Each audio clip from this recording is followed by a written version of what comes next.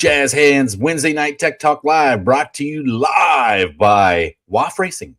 And right here, actually, there you go. There's a connection. Go and check them out. If you're going to donate, please donate it to us. Go to WAF Racing, buy some merch, buy some stuff over there. They help donate to the show, so that way we can bring it to you live with free from commercials. So go check them out. Yeah, and starting from our normal Wednesday Night Tech Talk Live library of personnel, I'm going to run them down.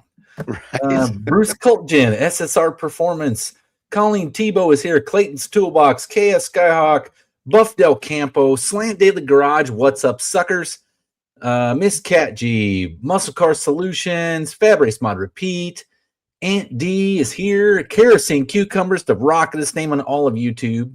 It's good. Mohawk 62, Dust Devil Garage, Michael Schmidt, John Wilburn, Dan's Garage, Hot Rod Guy Garage, Russell is here, and I think that's it. I'm caught up, and you know, we took a week off just to set the record straight here. You guys didn't, you want to tune in, I'm sure, last week, and we're like, I need me some Wednesday Night Tech Talk Live, but where's my crack? Yeah, where's my crack? But we weren't here. Professor P was down and out with encephalitis. I actually had flu type A. That is the worst one to get. So it was no fun. I know that for sure because he was like, he messaged me that morning like, "Oh, dude, I feel like shit," and I called him, and then like he sounded worse, and it was like, let's take a day off, Yeah. Nobody wants to hear that. No, especially now. I just now started getting my voice back. I literally been coughing since last Tuesday. So yeah, it's been 7 days of coughing. It sucked, to say the least. Well, we got Vintage Adventure Drives here. He thinks I skipped right past him. You need to show up before I call out the roster. Right. Yeah, Russell's saying that he came and knocked on the door and no one answered last Wednesday. Michael Schmidt saying, I'm still looking for last week's live. You didn't get one. We had to take a week off. Professor P was sick. Yeah. Sorry, you guys all got let down, but it does happen every now and then. So. Oh. Speaking of which. Yeah, John Wilburn said hardcore quadrojet build video coming out on Dallas's channel soon. You'll get to see the install and tuning the spring as well. Yeah, you don't want to know the worst part about this thing. I was just talking to Professor P about it. I have literally tried to poop this video out of my editing program. Like, I think I'm on time number 4, and it times out. It literally crashes, and it's at the same spot it always crashes at. So I don't know what I need to do to it.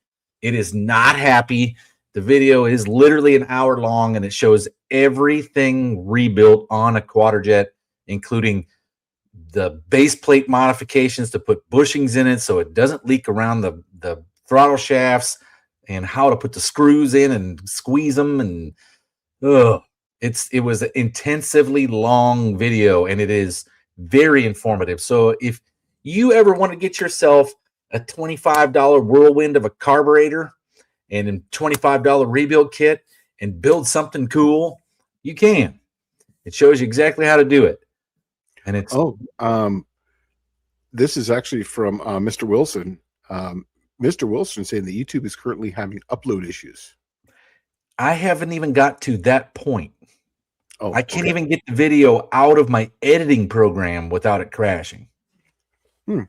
So I'm really, really frustrated about it because I've been on this stupid computer now for about 18 hours. Oh, it's brutal. Right? Like I had 4 hours of video to go through and edit down to a 1 hour video. And I had it done about 3 o'clock, I guess. And I've had it trying to poop the video out of the editing program ever since, and it just keeps crashing. So I think what I'm going to have to do is literally like shut down that. I'm probably going to shut down my whole computer, and I'm not going to do it while we're live. Yeah. So I'll just wait till we're over with. I'll just Raytheon restart, hard reset, shut the sucker off and cram it back on because I'm about ready to right through the screen. Right. Yeah, I dude. haven't made a video. Hours in it. I haven't made a video. I was actually just telling Dallas this, is that I use Movie Maker, which is like an old defunct program from Windows that they just stopped uploading in 2017, but I haven't bought a new computer. I got a new computer and I'm like, I'm ready to start making videos. Try to go find that program. No dice. So I found a guy who can jailbreak one of those, or the old program, and get it onto the Windows 11. I'm going to see if that works. If not, then I'm just back to making videos, because every program that I've tried so far, that just like the free ones or the ones that you got to pay for, they give you a free trial. They're not easy to use. They're like, you have to find everything, and it's like where the one I was using had everything at the top. It was super simple, and you just bring it down, drop it, good to go. Yeah. If it's too hard, I just don't want to do it. Mastercard Solutions is having problems uploading too, and isn't that the guy that lives up by you? That's Mr. Wilson. Yeah, that's him. Mr. Wilson. Mm-hmm. Oh. He actually gave me something really cool that he was given. So I'm going to be doing a little short video on it. It's actually going to be something that's it's pretty bitchin'. I saw him today. Oh, Clayton says my new videos are awesome. Budget performance extraordinaire. Yeah, so, I like that. That's what I try to do, man. I don't want big money.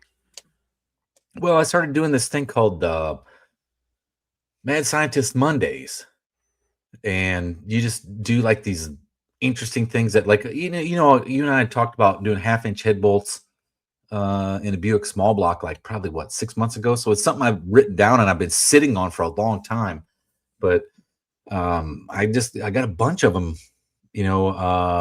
little ideas like that have been kicking around for a long time. And I decided to make videos out of them.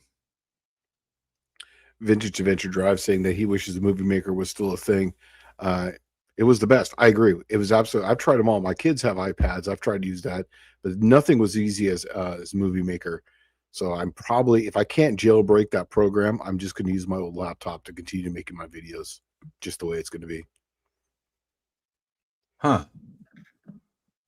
Mexican Spec is saying CapCut is not difficult to use. If I can use it, anybody can. CapCut, well, probably. Yeah, it's just that once you get used to one program, you know where everything's at. So literally, you can just hammer through it, and all your, you know how the timing works. You know how to make your little introduction for movies. Your music. It's just really simple and easy, and it just sucks when you have to change something, and you're just like, you don't want to put a bunch of time into it, Yeah. I'm not trying to do this for a living. I'm just trying to do this to document my builds. That's it. That's all I want to do with this. SSR Performance says, Dallas, do you have this special bit to do with the bushing in the quadrijet? I need one drill, but don't want to buy $100 bit for a one-time use. I do have that.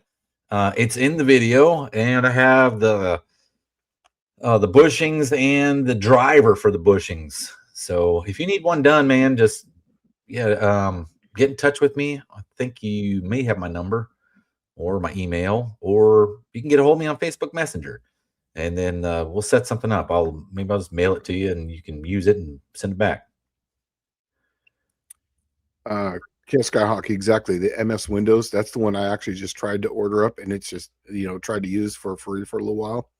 Didn't like it at all. It was absolutely terrible. It was just terrible. Levi's Backyard Performance says it's expensive, but Premiere Pro is the best software I've ever used. Really easy to use with tons of featured learning experience. I just use iMovie on my Apple, and it seems like my Apple has problems with just about everything. Yeah, I'm going to be fine if I just use my old laptop. So that's probably what I'm going to do. I would rather use this one here, but it just is what it is. Yes, Mexican Spec. I hate change as well, just for the simple reason because I have so many other things to do. I don't want to learn something new. This is supposed to be kind of fun, and at this point, because I'm not trying to be a YouTuber, and if it's not fun, I just don't want to do it.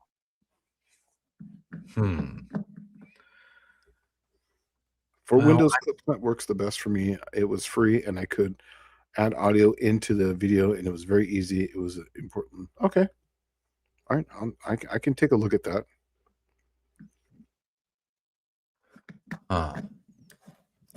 Mohawk saying, I don't edit anymore. I just redo them sometimes. I'll do 4 or 7 takes. Yeah, but the thing is though, is that I'll have like a video playing and then I'll have to splice them together. it might. Well, maybe I'm the only person that builds stuff. I would have to unbuild it and rebuild it for the take. Yeah. Right. I mean, I don't know how that's possible. Yeah. Unless he's not building anything. I guess if it was just some little thing about like being in a parking lot and somebody didn't put their cart back, you could easily do 4, 5, 6 takes on that. But if you make something like, let's say you painted a car and all your footage was junk, can you go out and just sand it down and repaint the thing? It's not going to work. Would the drill bit be the same one needed for the shaft of a 93 Mopar TBI? I haven't looked up the size yet. I really don't know on that one. I don't know the size of that thing yet. I don't know. I have no clue.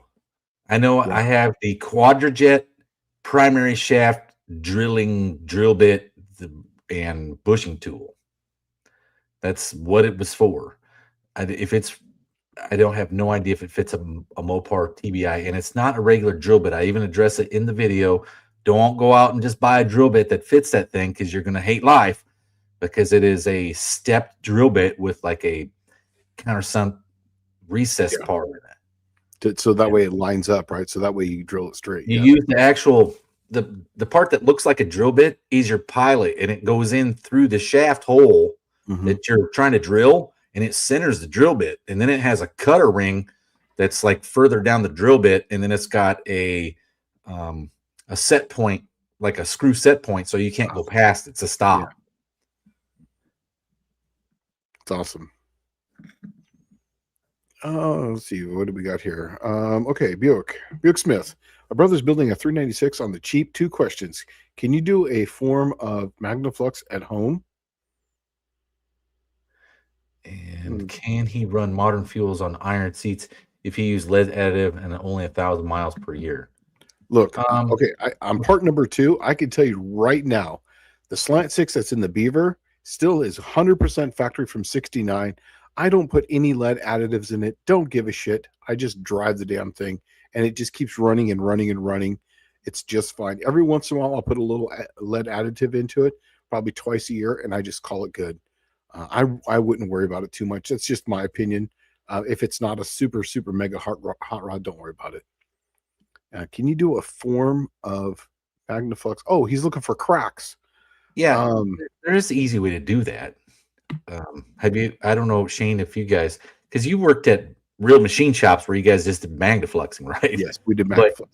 Okay, there is a cheap home remedy deal way to do this is talcum powder, baby powder. Put baby powder all over the head and then essentially tap it with a ball peen hammer. And what will happen is the talcum powder will line up in the cracks. Yep. I've actually seen that on a short.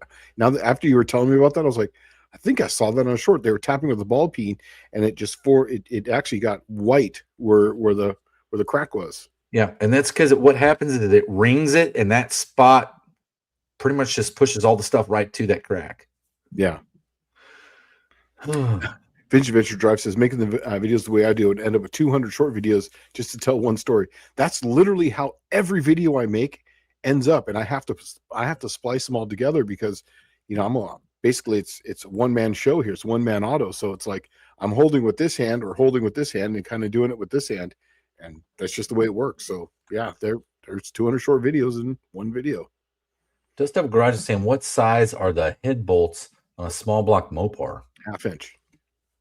Oh, that factory 1/2 inch? 1/2 inch sword. Yep. Yeah, even on the 318 and 273. Yep, all 1/2 inch. Oh wow. Yeah, and they're even the mains are 1/2 inch. So okay, so Colleen's saying I was told to look for a reaming bit. Reaming bit's completely different than a drill bit. That's right. Yeah. So what she's talking about, some have a drill on one end, and then they have that goes to a ream. So it's a drill that goes to a ream. The problem with that, Colleen, though, is it's not going to self-align though. That's the problem. is because you got to drill it dead straight, because if it's off on this one, when you go to drill the other one, typically what I would try to do is I would get one that's really long, so that way, like especially on the one barrel that I did, I drilled it and then drilled through to the other side, so that way it went through one to the other and it lined it all up on the reamer, and then I reamed it from the other side. That way when I put the bushings in it, it made it much easier. Oh, Vintage Adventure Drive says I made a video about my Magnaflex procedure. It uses a couple cans of liquid that fills cracks and shows you where they're at. Oh, that's good. Yeah, no, it's half by 13. Absolutely. Let's see if I put lead additive in my satellite every fill up. That's awesome. Yeah, I don't. I just don't. It's a slant six, super low spring pressures. I mean, 60 pounds on the seat, 190 over the nose. I'm not worried about it. I just know cleaning up that lead inside the engine when you, oh my gosh, it collects in the worst spots, and then Yep. you cannot get rid of it. You can't break it down. There's nothing that breaks it down. Yeah. That's why I love the show. Great info. Thanks. And here's the reason why we have such great info is because we both grew up poor, wanting to hot rod. If we had both had massive checkbooks, you wouldn't be hearing any of this, because it would be like, oh, that cost me $90. Oh, that cost me 120 back in the day. No, we didn't have that. We had the wrecking yard, or we had secondhand parts from like the swap meets that we had to make a run. I always had the swap guys that they would buy like a Buick LeSabre or something, had a 350 Buick in it. They would pull it out, put a Chevrolet motor in it, and then next thing you know, I'd get a phone call, come pick up the engine. They don't know what's wrong with it, so you'd have to figure out how to go through it and find the problems with it without spending any money. So, and then also engine takeouts way back in the day, Shane, they were $60, $60.95 for an engine takeout. Yeah, but for me they were 79, and for one reason, because I would buy it complete. California. Yeah, so it was California. Yeah, well, no, if you did a long block, like just a long block with no oil pan, it was $60. But I would get them complete with the intake manifold, the oil pan. That way I wouldn't have to strip anything off, and I would just buy them with the manifolds on, the exhaust manifolds. Literally, that way you could just pull them out in 30 minutes, and I would undo the converter once it was out. I just wouldn't. There used to be so many engines pulled from the junkyards in Southern California that you would go to the car to try to find a seat belt. Like, let's say you try to find a seat belt for your car and it was gray, okay? And you're like, okay, let me find a Ford Tempo with a gray seat belt. They'd all be gone because everybody was pulling engines with the seat belts. Yep. They were cutting the seat belt out and loop it around the engine and just yank it out with the strap. Yep, and that's why I left the manifolds on, is I would just go right around the 200 exhaust manifolds, wrap it around.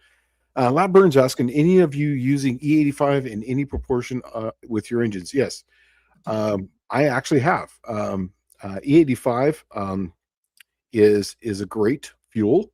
It's relatively inexpensive, and a lot of my cars are going to be going to E85 because I found a really good place locally, and I've been testing it, and it's averaging right around 80 to 87%. So I'm good with that, and I'm comfortable enough with that to run that in even in the Cookie Monster as a base fuel across the engine. I'll run C23 in the nitrous side so I can get a reading on the plug.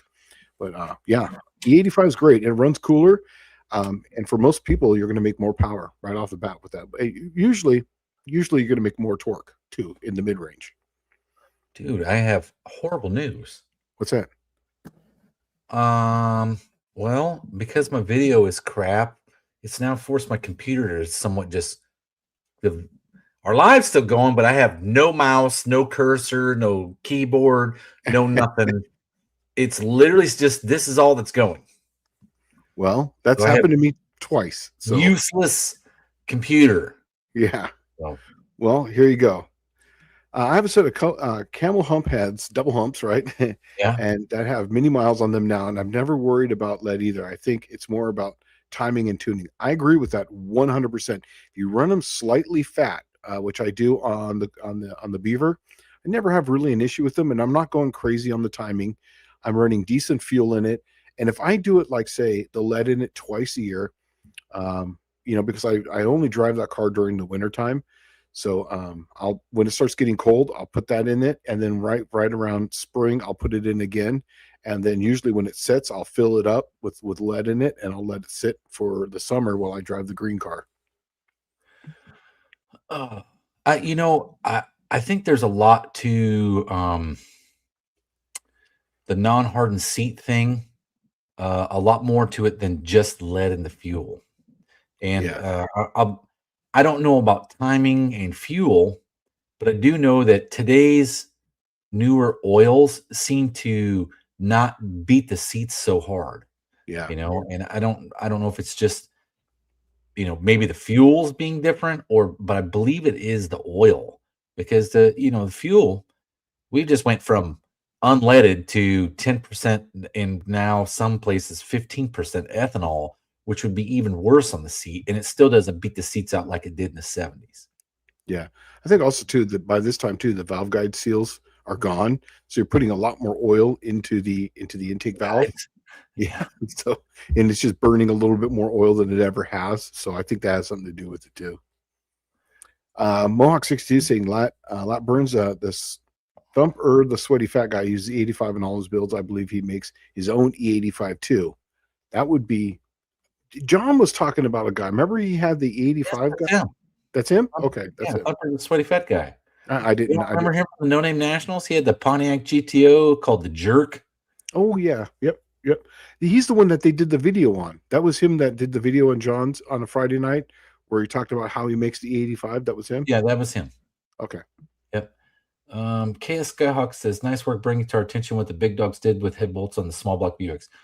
No one's done that as far as I know, except for the one video I did. I was just showing you that it can be done, and that it's actually simple because the holes are blind, and it's literally just one size up. He's saying, "Are the big block Buick bolts the same length as a small block Buick?" I doubt it. I mean, as you can see, that bolt that I screwed in the block was bottomed out, and it still had 3/4 of an inch of threads on it, I guess. I would say no, but in reality, if it was me and I was going to go to 1/2 inch head bolts, I would put studs in it. And then Yeah. I think probably the studs, you're going to have to do some homework, because what you need to do is measure from the under the head of your bolt all the way through the threads. And that's at the minimum where you need to start for studs. Yeah. So obviously SSR performance. So 85 coming triple crown, negative. We're gonna keep that gasoline because 85, when it's in the right percentage too, does smell like something else you're burning in there too. So we're just gonna keep it gas, race gas. And then Levi's saying this is absolutely the truth. Remember, folks, if you don't make 15 horsepower, the level of E doesn't matter. We made 1,000 on crappy winter blend E. Yeah, no, I agree with you.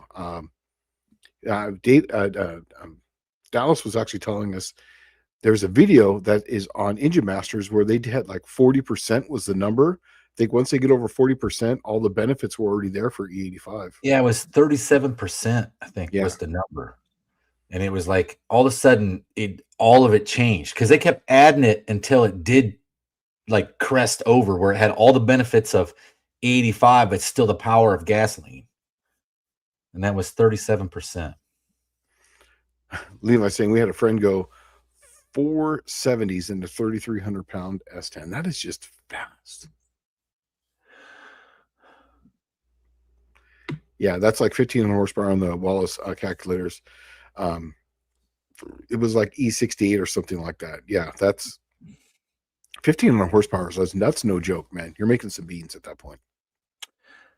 So Clayton's Toolbox is asking something about the video I made the other day. How much better are 7/16 head bolts versus head bolts 1/2 inch? Are 7/16 ARP studs better than 1/2 inch bolts? Okay. Oh, you're talking about two different things at the moment. All right. Yes. First things first, 7/16 to 1/2 inch head bolts. If you sit down and do the math, there's a guy actually did it as a reply on my channel. It's 88% increase in clamping force, right? Then I had some other dude come on there and he did the math and it came out to 82%. I'm going to split the difference between them two cats and call it 84%. Mhm. I don't really care at that point. But I mean, you see what I was getting at. The clamping force and capability of those half-inch bolts is so much more than a 7/16 bolt. It makes no sense to even run the 7/16. If you're going to upgrade and rebuild something, now the problem might be, I don't know if there's a head gasket that'll accept a half-inch head bolt. You have to probably drill out the head gasket bolt holes. I don't think that's too hard. But usually there is some slop in those gaskets where they have some room. Okay, and then the other thing is 7/16 ARP studs better than half-inch bolts. A 7/16 ARP stud is a chromoly steel stud, right? It is super duper strong and very, very robust. Okay. Mhm. The problem is when you're looking at 7/16, I can't scroll anything up or down. So I'm missing the oh, it's right here on the screen. The 7/16 stud has a different clamping capability than a half-inch bolt. The other thing is the 7/16 stud still have to screw into a 7/16 thread pattern, right? Which will eventually pull the threads compared to the torque level of the half-inch bolts. Yeah, and So besides that too, it also comes down to the what material it's made out of too. And remember, these are just large springs. That's all we're doing is that the load that you're applying to it, the torque load, is pulling that apart just to put down clamping force, so that way it allows it to spring up. 7/16 is smaller in diameter, so let's just say you could a 7/16 would be like say an ARP 2000 style material, whereas half inch would be like would if you're just running the 8740, which is your standard stud, would actually still be light years better, even if you went to like an L19 style material on the 7/16, just because the half inch is that much bigger and has that much more clamping load on it. So if you can always go with the bigger bolts, go with the larger bolts. That way you don't have to buy the better bolts, and when you do, you're going to get that much better clamping force and as far as spring load on it. dang. And exactly, there's a reason why LS guys go to half-inch studs. I agree with you. Oh, and Mr. Wilson says it right here too. Clamping force depends on material type, 100%, because that comes down to load. I'm actually working on that right now with all these different rod bolts. The longer the rod bolt too, the better, because then you get a longer spring in it. That's why, like on studs, on bolts for like exhaust manifolds, the longer the bolt, you'll see people, especially on like the Cummings, they'll put a big um, I would say call like a spacer underneath there. And what that does allow, because it's a longer bolt, it allows much more spring in it, and you can put a harder load on it, and it's less prone to cracking or breaking because you have more area there for it to move.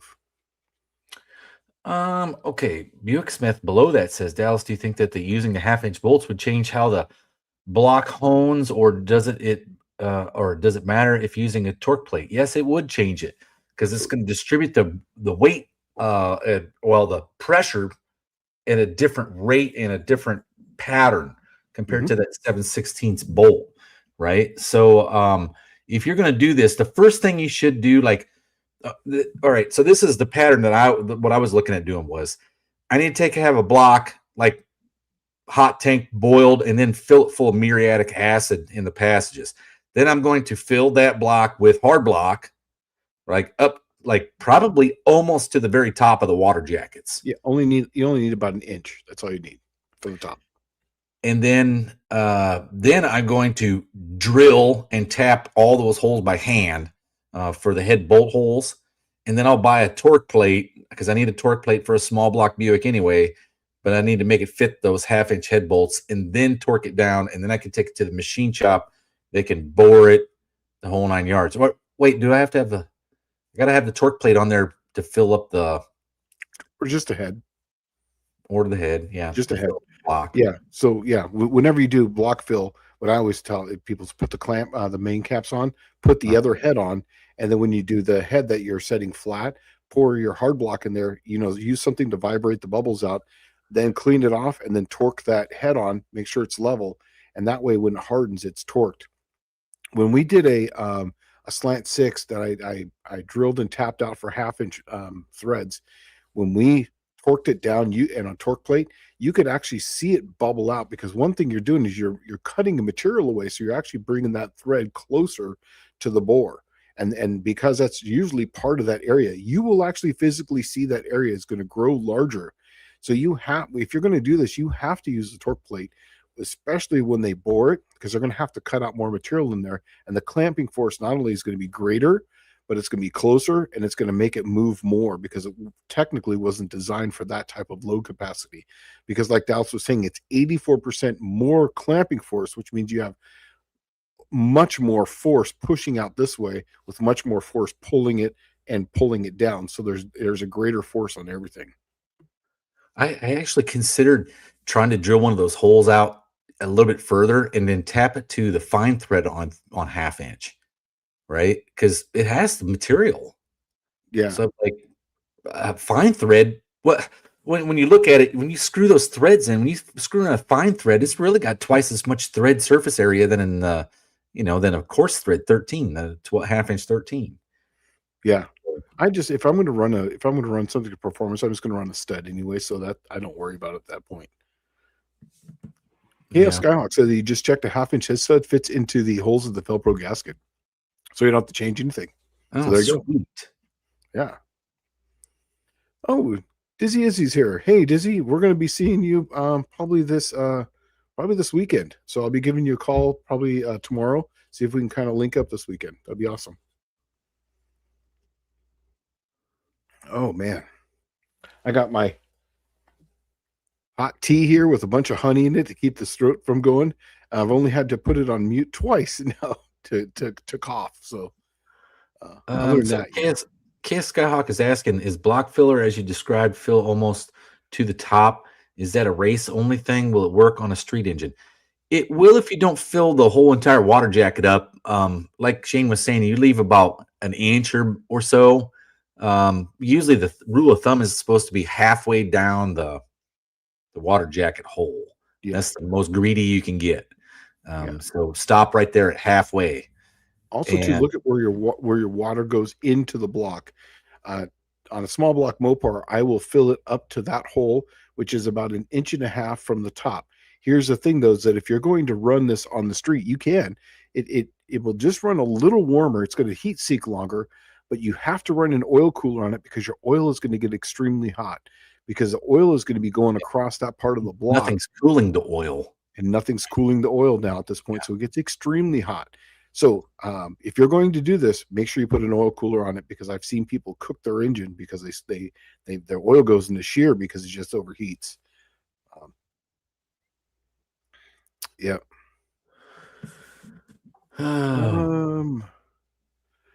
So you've been drinking hot tea and honey for about a month now. This stuff just won't go away, man. I'm telling you, man. I do feel better, but I'm not coughing every minute. Now it's like every 15 minutes, 20 minutes, and it's livable. It's not like where you cough and you see stars, and your vision kind of goes in and out. Let's see. Michael Schmidt saying, I think that the fine threads would have more of a tendency to rust in place. The Buick bolt holes are blind, so that's why I was saying how awesome this idea was, because the bolt holes are blind, so you could literally drill them out as long as you don't go through the casting. You can drill them out and tap it, and it's a piece of cake. Yeah. I'm actually looking forward, man, to making a video here. I actually have a few things. I'm actually going to post two or three videos, because we got no questions coming up here. But my daughter is an animal, the oldest one, man. I have 2 videos of her eating crazy shit, and I was going to start another page and just put up there, but I'll just put it up online. I got those 2 coming up, and then I actually have almost finished the oil pan and pickup tube for Slant 6, and then I'm going to get that thing going. I'm just finally going to start moving on Plan Z and just getting something going, but I just wanted to take a break from everything. You know how it goes. Oh yeah. Well, you just got burned out on it. I'll tell you what, the wind was completely out of my sails on my 63 Buick when I took the transmission apart and all the needle bearings that went through all the gears, and it was like, golly, I've had this for 5 years. I've never checked this. I'll tell you something that is kind of cool, though. There is a box of gears, like 3 boxes of T10 gears for sale locally on Marketplace for $500, and there's like 4 input shafts and a whole bunch of cluster gear assemblies, and I'm like, man, I might be able to make something out of that for $500. So I might be doing that. I think. I don't know. Dang. And I don't, and just, I guess I'll say it on here, but like, I don't know if I will be making it to No Name Nationals with my Buick, because that's a big setback. That's like a $2,000 setback for transmission. So I don't know if I'll have that cash, because I am refinancing my house. So I might have to let SSR Performance off the hook this year, smashing them at the track.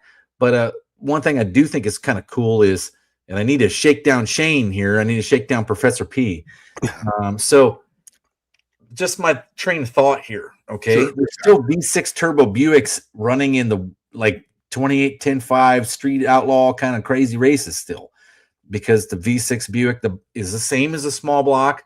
It's got that really robust bottom end, right? So I thought, now I have the ability to keep all of the cylinder pressure in there with some big heavy duty 1/2-inch head bolts. Yeah. What do you say we spray one with like a 600 shot fogger? Bitchin'. And see how it handled it. I mean, because that was the first engine I ever heard of taking 25, 30, 45 pounds of boost. Yeah. And now they're doing like 60 pounds of boost on them. We could easily do that, because the nitrous plate that I just designed, that I released, that will do easily 500 horse, 250 a kit. So 250 per side. So all through the plenum? Yeah. Oh yeah. Okay. And it evenly distributes, because it's two systems that normally run 250. So it's 250, 250. And they're at different angles. So they're not hitting each other. So one's at a greater angle than the other. So it's stepped. So should I be crazy about this and say, hey, Shane, let's do this. I'll put a stock bottom end motor together with 1/2-inch head bolts in it, and we'll spray it with however much it'll take. Yeah, I'll get you the nitrous system, and absolutely do whatever you want. That'd be so cool to do on a dyno. Yeah. Best place to buy to build split monoleafs. Going to get started on rear end for heifer. Okay. I know. Buyer build. I would just buy them, because the split monoleafs, you can actually, they come in 2 sections, and you can get, like, the back section is for the movement, and the front section is, at least on my car, was for the height. So I can adjust the height and how much it went. And usually if you get them straight from Caltrax, they'll give you an extra set, like if you for an even trade. So they'll get you one that gets close, and then you can take them apart and send the back piece back, and they'll send you the next one if you want to set it where it sets. Now, at that time, I was in California, and Caltrax was up there in Palmdale. That's what I was actually just going to say, was something about that. Yeah. So, but yeah, I would just buy them. I'm not sure what they're going for now, but when I bought them, they were not very expensive. I think the whole kit with split monoleafs and everything, and even the sliders, because I had them on my car, was like $700 at that time. I don't know what they're going for now. Okay. I was actually going to say the split, that's an S10. His heifer is an S10. You probably can go on Racing Junk and buy 22 sets of those. Yeah, there's so many people who've got that stuff. Yeah, that would be easy. I would not even consider the idea of making them when it's so easy to get a set. So cheap, yeah. And to build those things, to build the actual, there's people on YouTube, and you're a pretty decent fabricator. They give you the plans on how to build those with all the different rod ends that you need, so where you can design it and build it yourself. At that time, I didn't have time for that, so that's why I just bought it and put it on. But they sell, they have all the stuff on there, and you don't have to pay for it. They'll give you all the prints. So it's KS Skyhawk. It's scrolling off the screen here. I can't keep up with it. That one there. Well, modifications with block filler, as you last suggested, become a good idea. That some blocks need it more than others. Small block Buick specific. At what point are you doing it? Okay, so one race only piece. It's just going to be a racetrack only piece, right? And then at what level would I be doing it is like when you're starting to look at 400 plus horsepower. I would say that in all actuality, the block is supposed to be good to 800 horse. I was just thinking that I was going to be greedy about it, and I was going to take one out as far as I could get in bore size. And so the block filler makes it more rigid at that point. That's how Shane was making his 360s live at high RPM with minimal wall thickness. Also, too, what it does is there's a harmonic frequency that you get rid of, and it helps your ring seal better. So when you're dealing with an engine that has, like you said, these things are designed for lots of water. At the bottom down there, that's where everything's swinging around on the big end. The piston will rock and it'll send a harmonic through that, and it makes your rings not seal well. And it gets even worse with RPM and the more power you make. And all this does is it just basically keeps it from vibrating, and then keeps it round and more stable. So that way, when you hit it, it's only at the very top of the water, because water will amplify sound exponentially. Dallas knows that. And then concrete, especially that hard block, deadens it. It will actually deaden it down. So that way you're taking a lot of that frequency out of it. Also, it somehow decreases detonation a little because of the vibration. It doesn't allow the heat in the cylinder wall, I think. Yeah, I think it was just because of the vibration. I noticed that. Really? Yeah, and why is because you're getting less piston rock at the top. So you're getting a lot less oil than on blow by because of that. And oil will actually help detonation happen. It actually pre-detonates the fuel mectins knock. So I noticed that I would have to turn the timing down on my car considerably. And then when I was turning down the timing, I was like, okay, it's time to rebuild this thing. Once I did the hard block in it, I never had a problem again. Literally, they made the engine more stable and more consistent for a longer period of time.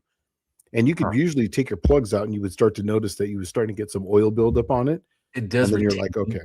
It does retain. The block does retain heat. Once you start to get it hot, it's hard to get all the heat out of it. Yep. Michael Schmidt saying that AutoZone has discontinued SCP-30 weight oil for old school cars. 1 cent. I just bought 30 quarts at 3 stores. Just sharing info. You can ask Clerk for stores have it. And he goes, he's cheap. I use straight 30 weight a lot of times just for breaking in engines. But yeah, that's awesome. 1 cent. Go pick it up, man. Here you go. This is for you. Dallas was the exact model of 4-speed in 63. I can ask around up here for you. There is a guy near me with about 14 acres of pre-75 GM vehicles. All right, so all right. My transmission is not a stock transmission. It's a Power Brute Super T10. It's a Super T10 from like 71 to 79, I guess. But it's a cast iron case. It's got a 904 on the side. That's the way you can tell them between the regular Super T10s. The regular Super T10s have aluminum case and say 903 on the side. And I just need to find. I would actually take any of the Super T10s if I can get them, and I will literally swap the guts into my case. And that way I could at least have something that's going to handle a few passes. But I certainly don't want to spend, like, the unfortunate thing, Michael Schmidt's like, don't let the trans keep you from taking your Buick through a used one in it. Be good for 10 or less runs with no mods. The problem is not so much the trans breaking, because I got one I can literally just throw in there. That's the one that's came out of it. But the what happens when the trainer lets go and the motor hits 9 or 10 grand? That's the problem. I don't really want to deal with that. Here's something for you. You actually were just talking about this 2 weeks ago. Michael Schmidt's asking multiple cars. If you start with 2 or 3 carbs and they all look different shades of gray, green, whatever, like Holly 4 barrels, any thoughts on how to make them look closer in color cheaply, i.e. no replating? Tell them about your pine saw. Oh, not pine saw. Well, I started with Lysol. Oh, Lysol. Lysol. Yeah. And it has no acid in it, right? So you can put stuff in there and clean it. But I found that Pine Sol, non-diluted Pine Sol, seems to work really good in an ultrasonic cleaner. That's what I was saying. It's Pine Sol. But it is acidic, and you cannot leave it in there forever because it will tarnish any aluminum. It will absolutely destroy a zinc dichromate coating on a carburetor within minutes. The acid will eat that off, and it's only a thousandth or two thick, right? So you need to dunk it in there and wash it off appropriately. Hot Rod Guy Garage is saying that, Levi, I would lean towards the Assassin bars versus the Caltrax for your S10, just for the adjustability. The Assassin bars do have a lot more adjustability than the Caltrax. Caltrax were just the first ones, and in most muscle cars, they seem to work really good out of the box. I personally have only seen the Assassin bars on the S10, and they work amazing in a lot of the no prep racing around here. Okay, so Vintage Adventure Drives. I need to head this one off quick because I'm about to lose it. Says, speaking of manual transmissions, I found a 5-speed for my Pinto. It's a Ford Type R. It was only in one American car, the Merkur XR4 Ti. Okay, the Merkur is not American. That's a German car. That's a German Mercury. That's what that is. Merkur is the German word for Mercury. That Ford Type 9, I would never put that in anything. I'll tell you a secret. The Ford 2.3 liter 4-cylinder, which is, I don't know what you have in your Pinto, if it's a 2 liter or a 2.2 liter or a 2.3 liter, whatever it is. If it's got the Capri engine in it, the 2 liter, that might be your only option, that Type R or that Type 9. But if it's got a 2.3 liter in your Pinto, dude, there was 1 bajillion Fox body Mustangs made with a T5 behind a 2.3.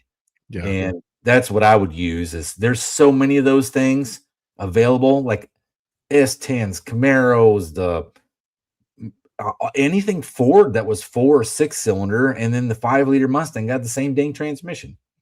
So I'm with Michael Schmidt on this one. Dallas, don't let the trans keep you from taking the Buick. Throw a used one in there. Should be good for S10 or less for runs. 10 or less runs with no mod. Okay. It's a manual. I only have 1 manual transmission. I know, but what I'm saying though is that you could get a cheaper one or whatever and put it in there, like maybe even a used one from a friend or something just to borrow to get it going. That's what I was kind of saying. Just get the car running at this point and get it racing. I just need to get another T10. That's all I'm going to do. I need to find another T10. There's one in Marketplace that's $2,000. It's Tex Racing. It's heavy duty. It's the 904 case. It's ready to go. And it's got pictures of all the shit on the insides that's not chewed up. I sent him pictures of mine and said, hey, want to trade? And he was like, no. But I need to go hit him up. I need some cash. I need to figure out where I need to get some cash. Maybe sell the T-Bird. I'd rather put a Turbo 400 in that and then sell it.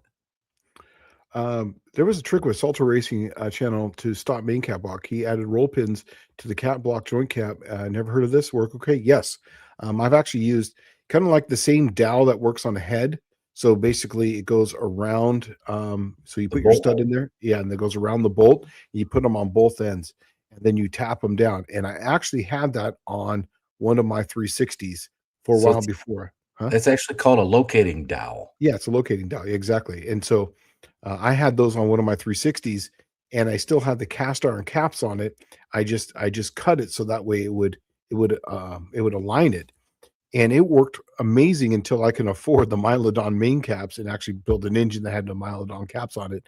But until then, that's actually what I used to do all the time. And it works amazing. And I only did it on the center 3. I didn't do it on the outer ones. It's really only the number 3. And it's on a small block Mopar. That's the worst one because that's where you're going to get the most whip. But that's also the thrust bearing. So it's like the biggest bearing in the worst possible spot.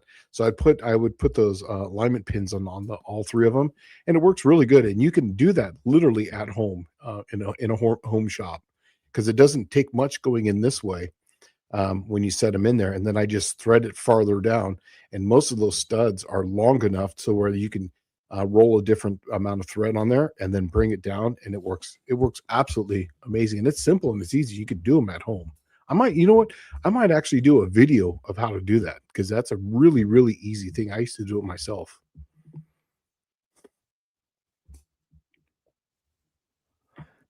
See here. Yeah. So back to the T10 tirade. I don't need anything that's like super duper awesome. Like the Super T10s, The problem is that most of them won't handle the torque level that I'm dealing with. Yeah. That's the problem. It's like just puke it out and spit all the gears out the bottom. Fabry's repeat saying that the four-cylinder T5s have lighter duty gears than the V8 applications. Absolutely. In fact, the T5 that I have that's going to go into the green car is actually out of a V6, but it's a slant six, so it's probably going to make a little bit more torque than the Ford engine, but it's not going to make much more horsepower. So, I would love to get one of those things all the time. Oh, well, Mohawk 62 saying he has a Saginaw 4-speed sitting in the garage. I'm more than welcome to borrow it. You would not get it back in one piece, I promise. It's Saginaw. It's pretty weak. I wouldn't borrow it from you because that would hurt that thing bad. And then Dylan Levi's telling me to start a side hustle. Sure. I have a side hustle. It's called YouTube. Yeah, mine doesn't do. I haven't made a video in a while, but it was doing about $100 a month. That's about average for me. When it's kind of like, oh, $100, cool. We can go out and get some tacos or something, Yeah. Oh, Dylan say he enjoys buying from Copart and parting up or selling whole. I was actually going to get a license and start buying cars from Copart myself. I think that would know what it requires in Tennessee. You just have to have a dealer's license. You have to have a buyer. Tennessee, you have to have a dealer's license. Yep, you gotta have a dealer's license. So, but I had a business in California, so all it takes is just having some sort of business. So you could basically run a business in Tennessee out of your house, any business. Yeah, I just so happen to have a business. You do? Yeah, I have the AHRA. There you go. Perfect, and it's perfect. It's car related, so you be just fine. Yeah. Let's see. Okay, but yeah, I need to figure out some more side hustling. I need to get a few more side hustles going on. Right now that I got rid of the leopard, or well, not completely. All the dead weight that was holding me back, got rid of that. In the next couple of weeks, I will be completely rid of that, but then I will really have to get a side hustle going. Yeah. Here's actually, huh?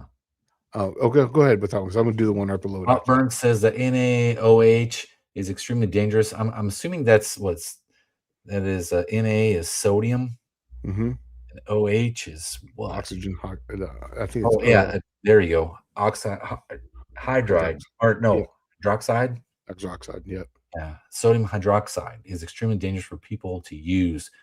Caustic, once gotten in the eyes, just keeps eating away until you are mostly blind. Use extreme caution. That sounds terrible. Yes. It sounds like I don't want to do that. No. Ron's asking, now this is almost an impossible question to answer, but but I can tell you an approximation. Hi folks, Shane, how much horsepower am I leaving on the table?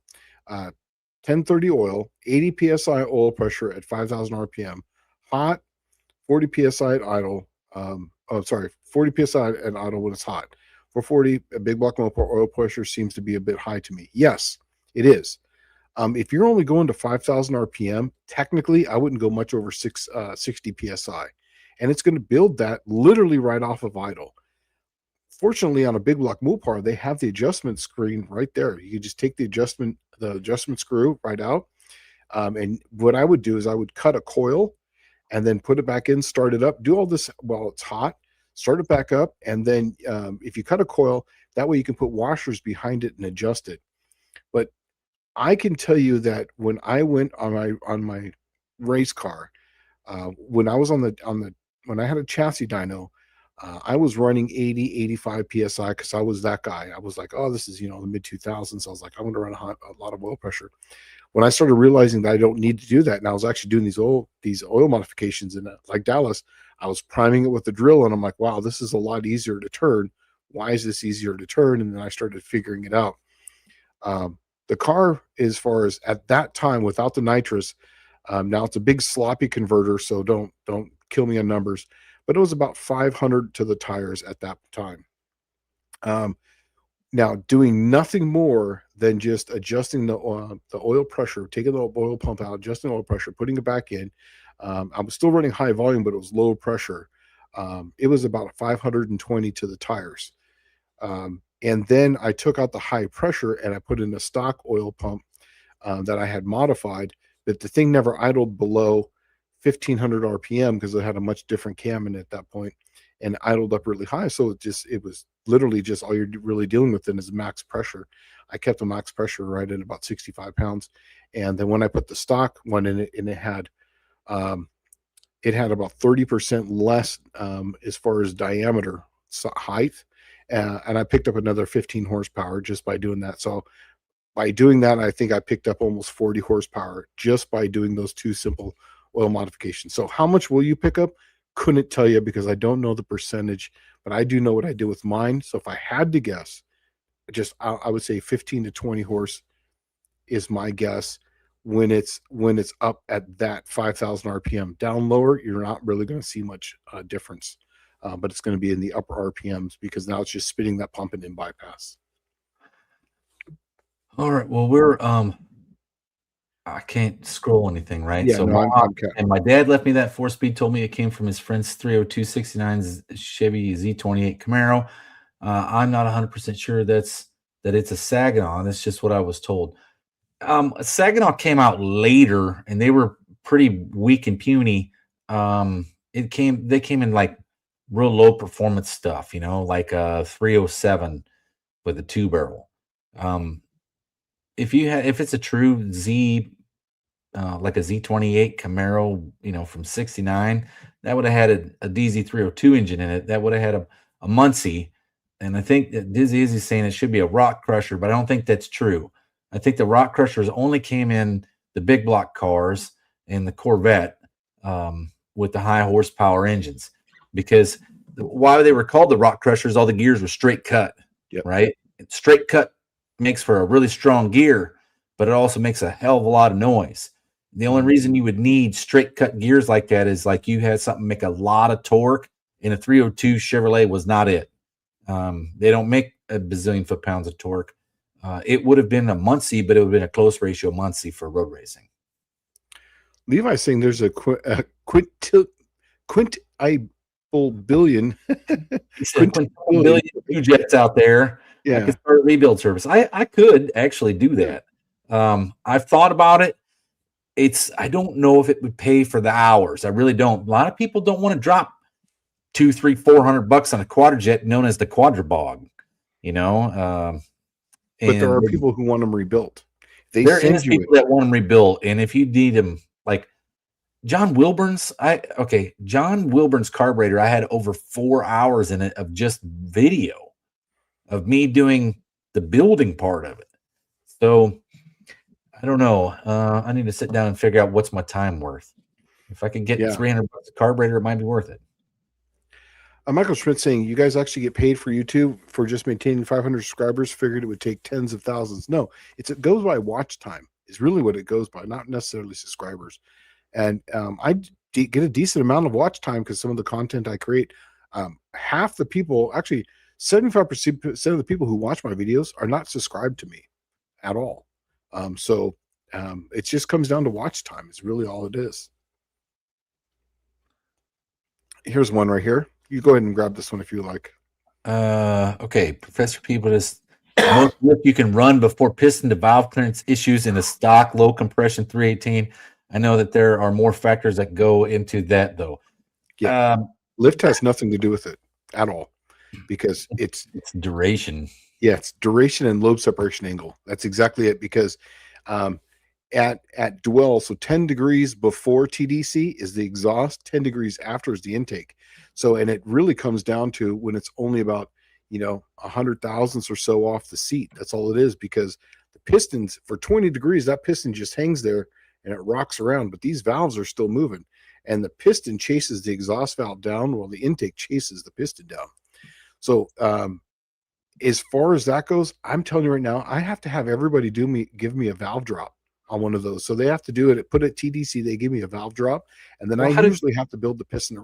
How did Chrysler do compression on their engines? Like, because see, Buicks all did it with the dish and the piston.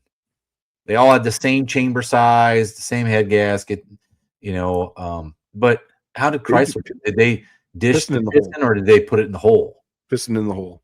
There was some that had dished in them, but most of it was just piston in the hole. And that's why a lot of those 318s are just be piston hole. If you get those things, just they raise the pin height on that and they bring that thing up to a zero deck or close to 10 in the hole, and then you pick up a shit ton by that. But most of them are like 40 or 50 into the hole. The Buicks are all pretty much 40 across the board. 40 in the hole? Yeah, 40 thousandths in the hole. Yeah, slant sixes, just for instance, are 180 thousandths in the hole. I know. I've heard about some crazy stuff like slant sixes, Ford 400 Clevelands or Mopar 400 Cleveland or modified, whatever you want to call it. Those were 100-something thousandths in the hole as well, with a camshaft that was ground 8 degrees retarded. Yeah, the 400 Mopar was retarded amount in the hole, and on some of them they were actually dished too. I think 7.5 to 8 to 1 compression on those was not uncommon. Yeah, the last few years of the Buick 455 was 7.4 to 1 compression ratio. It's like, the sad part is like a Renault small airplane engine had more compression than those later big blocks.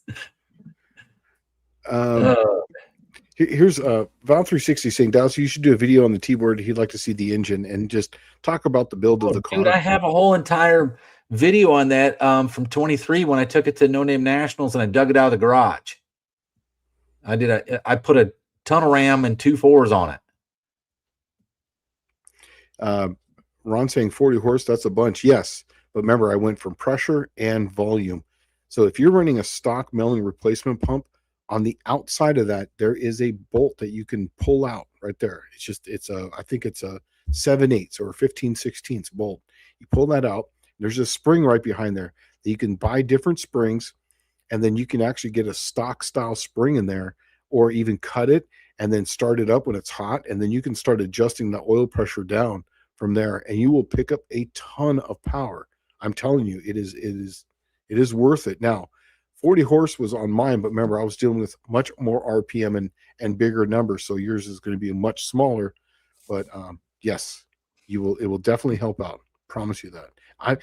In fact, here's one on my slant sixes.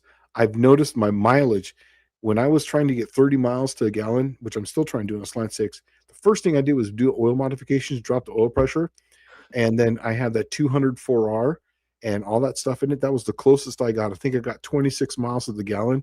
The new setup that I have in here has no overdrive in it. Lockup converter, a correctly built camshaft for it, but a super modified oil pump that's a factory size oil pump now. So it's a factory one. It's aluminum pump with a factory style gears in it. I'm getting 25 miles to the gallon with that just because of the oil pump, because there's less pressure, there's less power, and it's an aluminum one too. Oh, we got a super chat. Thank you. I'm going to go down here to the bottom. Here you go. Need Middle says 75 vet, no cats, no air leaks. Feels awful lean off idle unless fully heat soaked. Quadrajet suggestions. Feels awfully lean off of idle. Well, generally, it sounds like you probably have a choke problem. I was just going to say that. There's an easy way to check this. Okay, on the Quadrajet, the accelerator arm is on the accelerator pump, and arm is located on the driver's side of the front of the carburetor. If it's on the outside hole, you can move that to the inside hole. But if it runs good when it's fully heat soaked, I'm going to say that's a choke problem. If it doesn't run good until it's fully heat soaked, I'm going to say that's a choke problem. But it feels awful lean off idle when fully heat soaked, unless fully heat soaked. Yeah. I mean, I would have to say that's the choke system. what I'm thinking, but you can't crutch that with accelerator pump. Yep. And that's actually what I do with the slant sixes is on the Holly 1920 is I relocate where the accelerator pump pin goes in, and then I drill it out to a 40 thousandths hole. And that usually clears every single lean spot. And it's that part throttle tip in of the slow tip in. If you get on it harder and kind of go to half throttle right away, there's none. But it's that slow tip in when you're driving around town like this, where there was a problem. See, okay, so I'll break it down for you. There's a little bit more to it than that, but his vet's a 75. Okay, and I don't know what quadrijet it's gone on because I'm just going by this right here. But 75 is a 1 year only carburetor. It was actually an absolute steaming piece of shit. It has three primary metering rods in it, and it's the only carburetor that did that. 75. 76, they got rid of all that stuff because it was such a debacle that they couldn't even get them to run right new. So the way it works is this. It has your power piston in there, and it has an adjustable part throttle, but instead of having the adjustable part throttle, which is a stop that you screw in, for height-wise, it has a whole nother power piston that moves up and down based on vacuum and load that is the stop for the power piston. So it's got like two power pistons moving up and down like this. And the second power piston has a rod on it that adjusts the float, or not the float, how much fuel is actually in the primary bowl for the main jets, the well. And it was such a shit show, they stopped making them after 1 year. Now, if it still has that carburetor on it, I would say that's really what the problem is, but I don't know from this text or from this question, but I do know for a fact, if it does have the 75 carburetor, there's a real easy way to find out. On the very top of the carburetor, when you take the air cleaner off, on any 75 and later carburetor, it has like what looks off to on the passenger side, what looks like a nipple. It literally looks like a baby bottle nipple, right? But it's made out of steel or cast aluminum. Right next to that, adjacent to it, almost in the center of the carburetor, there is like a weird oblong oval shape metal plate. And if it's got a screw in the middle of it holding the metal plate down, that's your 1975, take it off, put it, like point in any direction, throw as far as you can see carburetor, right? There's only one good thing about the 75 carburetor is the base plate will fit on any of the later ones and has all the adjustable screws down at the bottom. So the best thing to do is you take the base plate off of it, find one of the later carburetors that's the better model, take the base plate off of it, throw it away with the rest of your 75 carburetor, and then put the base plate from the 75 carburetor on that 78, 79 quadrijet, and now you got something. There you go. Yeah. So Michael Schmidt's asking, I'm slanting, do you cut deck or buy pistons or with more deck height or to raise compression? I actually I start at 50 on the deck of the block and 50 on the head. That's my starting. Sometimes I'll do even 100 thousandths off the block and I'll do 50 on the head. And that should get you right in that 9-to-1 compression with factory style replacement Speed Pro pistons. Speed Pro pistons are actually even farther in the hole than factory. So, and then also too, they came with shim gasket. So it was like a 15 thousandths shim gasket. It's a steel shim gasket. And then when you run a Fel Pro, it's 40,000. So you replace the pistons in them, and then you put a gasket on it. You actually lower the compression to like 7-to-1 compression. So you got to cut those things just to even get the compression back. And by the time you put all that stuff in it, so factory is like 140 in the hole, and then the Speed Pros actually put it about 180 into the hole. So you add 40 thousandths plus you add another 30 thousandths of head gasket. By the time I've always wondered, have you ever thought of that or have an answer for it? Why is always the aftermarket piston has less compression height and lowers compression? Why do they never go the other way? I don't know. I've never understood that. But is that like because of deck the block, and that's what I'm thinking. I think it's because they're going to figure you're going to deck the block to clean it up. So you're going to go like say 10 here and 10 there. So that way the pressure, it doesn't go out. So it eliminates stack tolerance is what it does. Probably, but man, it just gets terrible on the slant six. But it gets terrible on everything. Like 455 low compression Buick pistons end up dropping below 8-to-1. Yeah, that's exactly right. So if you cut, like say 100 thousandths off the block, about 50 thousandths off the head, Speed Pro with a regular Velcro gasket, you'll be right about 9.0 to 9.2 to 1, usually right on slant six. Making Mustangs great again says even Weisco. No, a lot of the aftermarket, like, okay, what? How do I put this? OEM replacement pistons from companies like Speed Pro and uh, what is the piston manufacturer that comes up with every kind of piston when you look them up? Keith Black. Yeah, Keith The Black. Keith Yeah. Black pistons. You know, That's they're Icon. what they used to be called. If you guys remember, called Badger pistons. When I was a kid, that's what you got was Badger pistons. Mhm. Badger pistons was made by a company in, I think it's like Badger, Indiana, or Badger, Ohio, or something. I don't know, something like that. And they just cast OEM pistons, but they always had like 40 thousandths less compression height on it. And it was like, why? I You think that's know, why.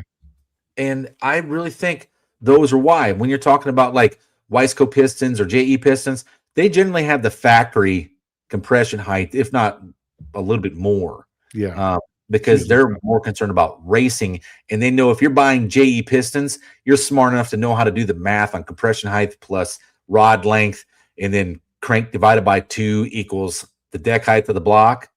That's the standard. So if you don't know that stuff, you should probably be reading up on those things before you buy yourself JE pistons.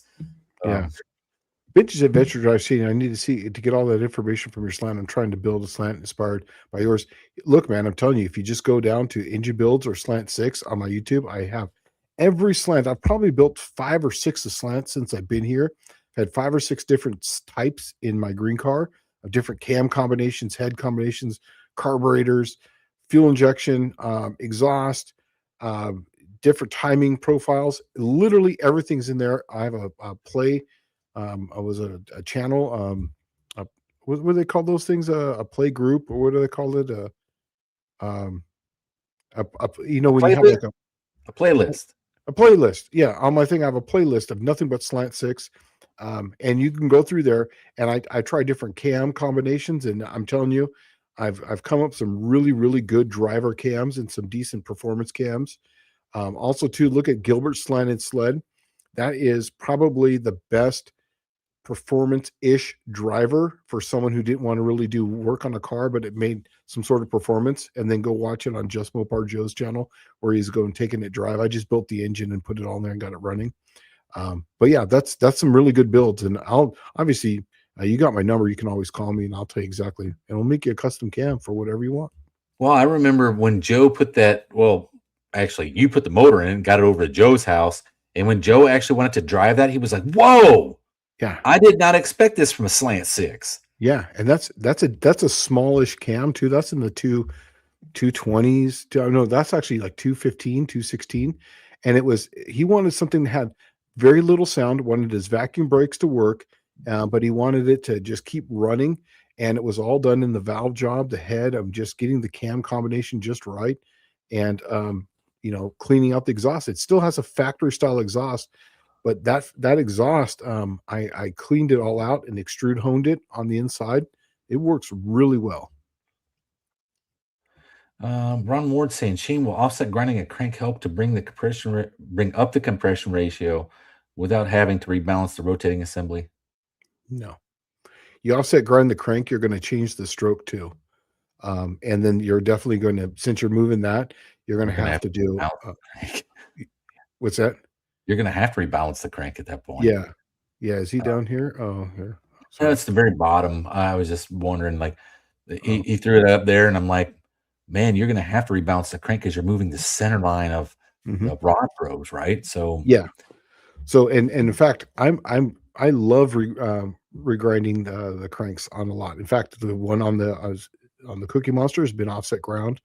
The one in my road race car, I have a crank that offset ground, and I typically go down to a 2-inch journal or a 2/100 journal, just that there's more bearing combinations for that, and then you gain a little bit of stroke in the process, and then you can run a rod that there's a shit ton of rod combinations, and you can go to eBay and buy all the racer junk from all the NASCAR stuff because they're cheap as hell there, and that's literally how I do that. did I tell you ever why I was like in love with my small block Buick combinations? They have a 2-inch rod journal, all of them, right? Mhm. The 215, the Yeah, 300, 340, 350 Buick all have a 2-inch rod journal. it fucking works a They bitchin'. the rods are interchangeable and they're all different lengths, every single one of them. They all Yeah. have the same wrist pin size.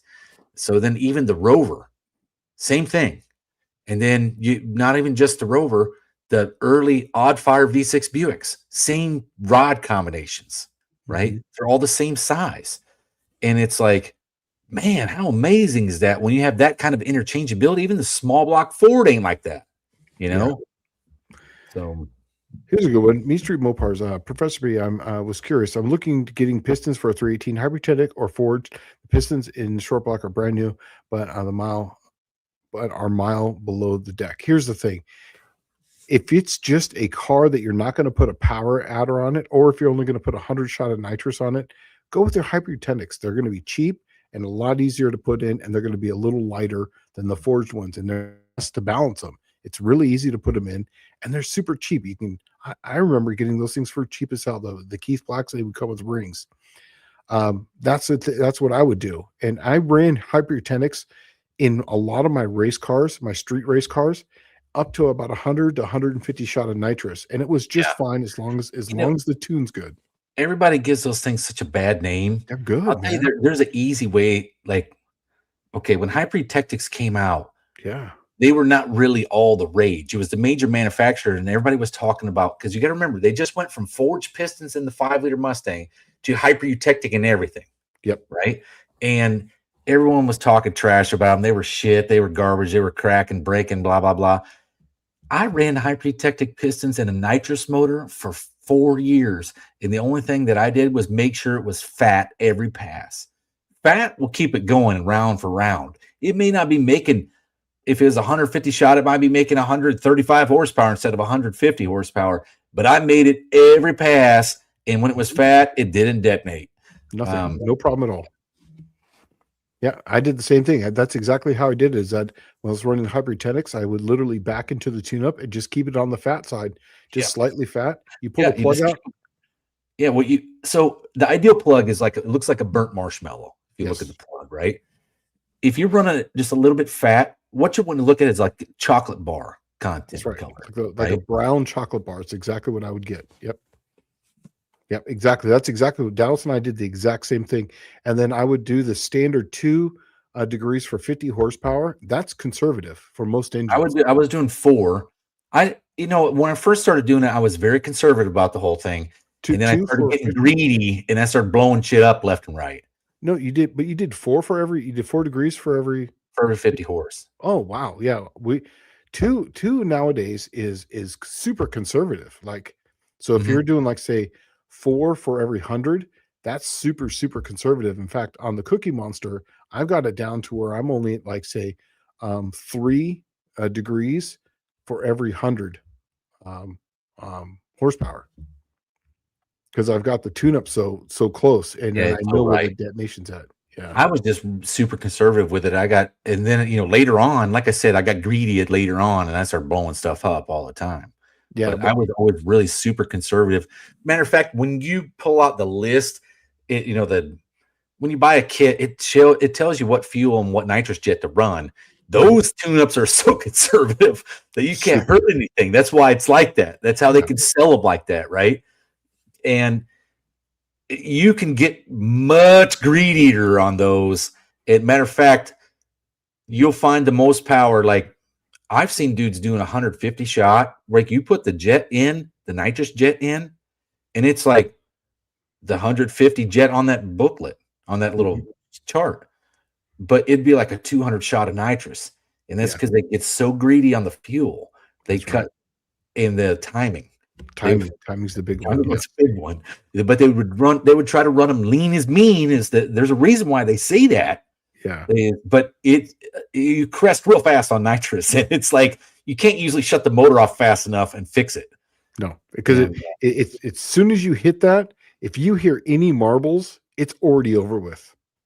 Like if you hit the button, and I believe me, I know this because I've been there. My foot was this far. It was on the sheet metal, and I felt the sheet metal bounce when I heard that marble sound, and it had already exploded by the time I could even think about what it was talking about, because I rattled the engine. And I what it rattled the was, block. I rattled the block in a small block Ford in yeah, Hawaii.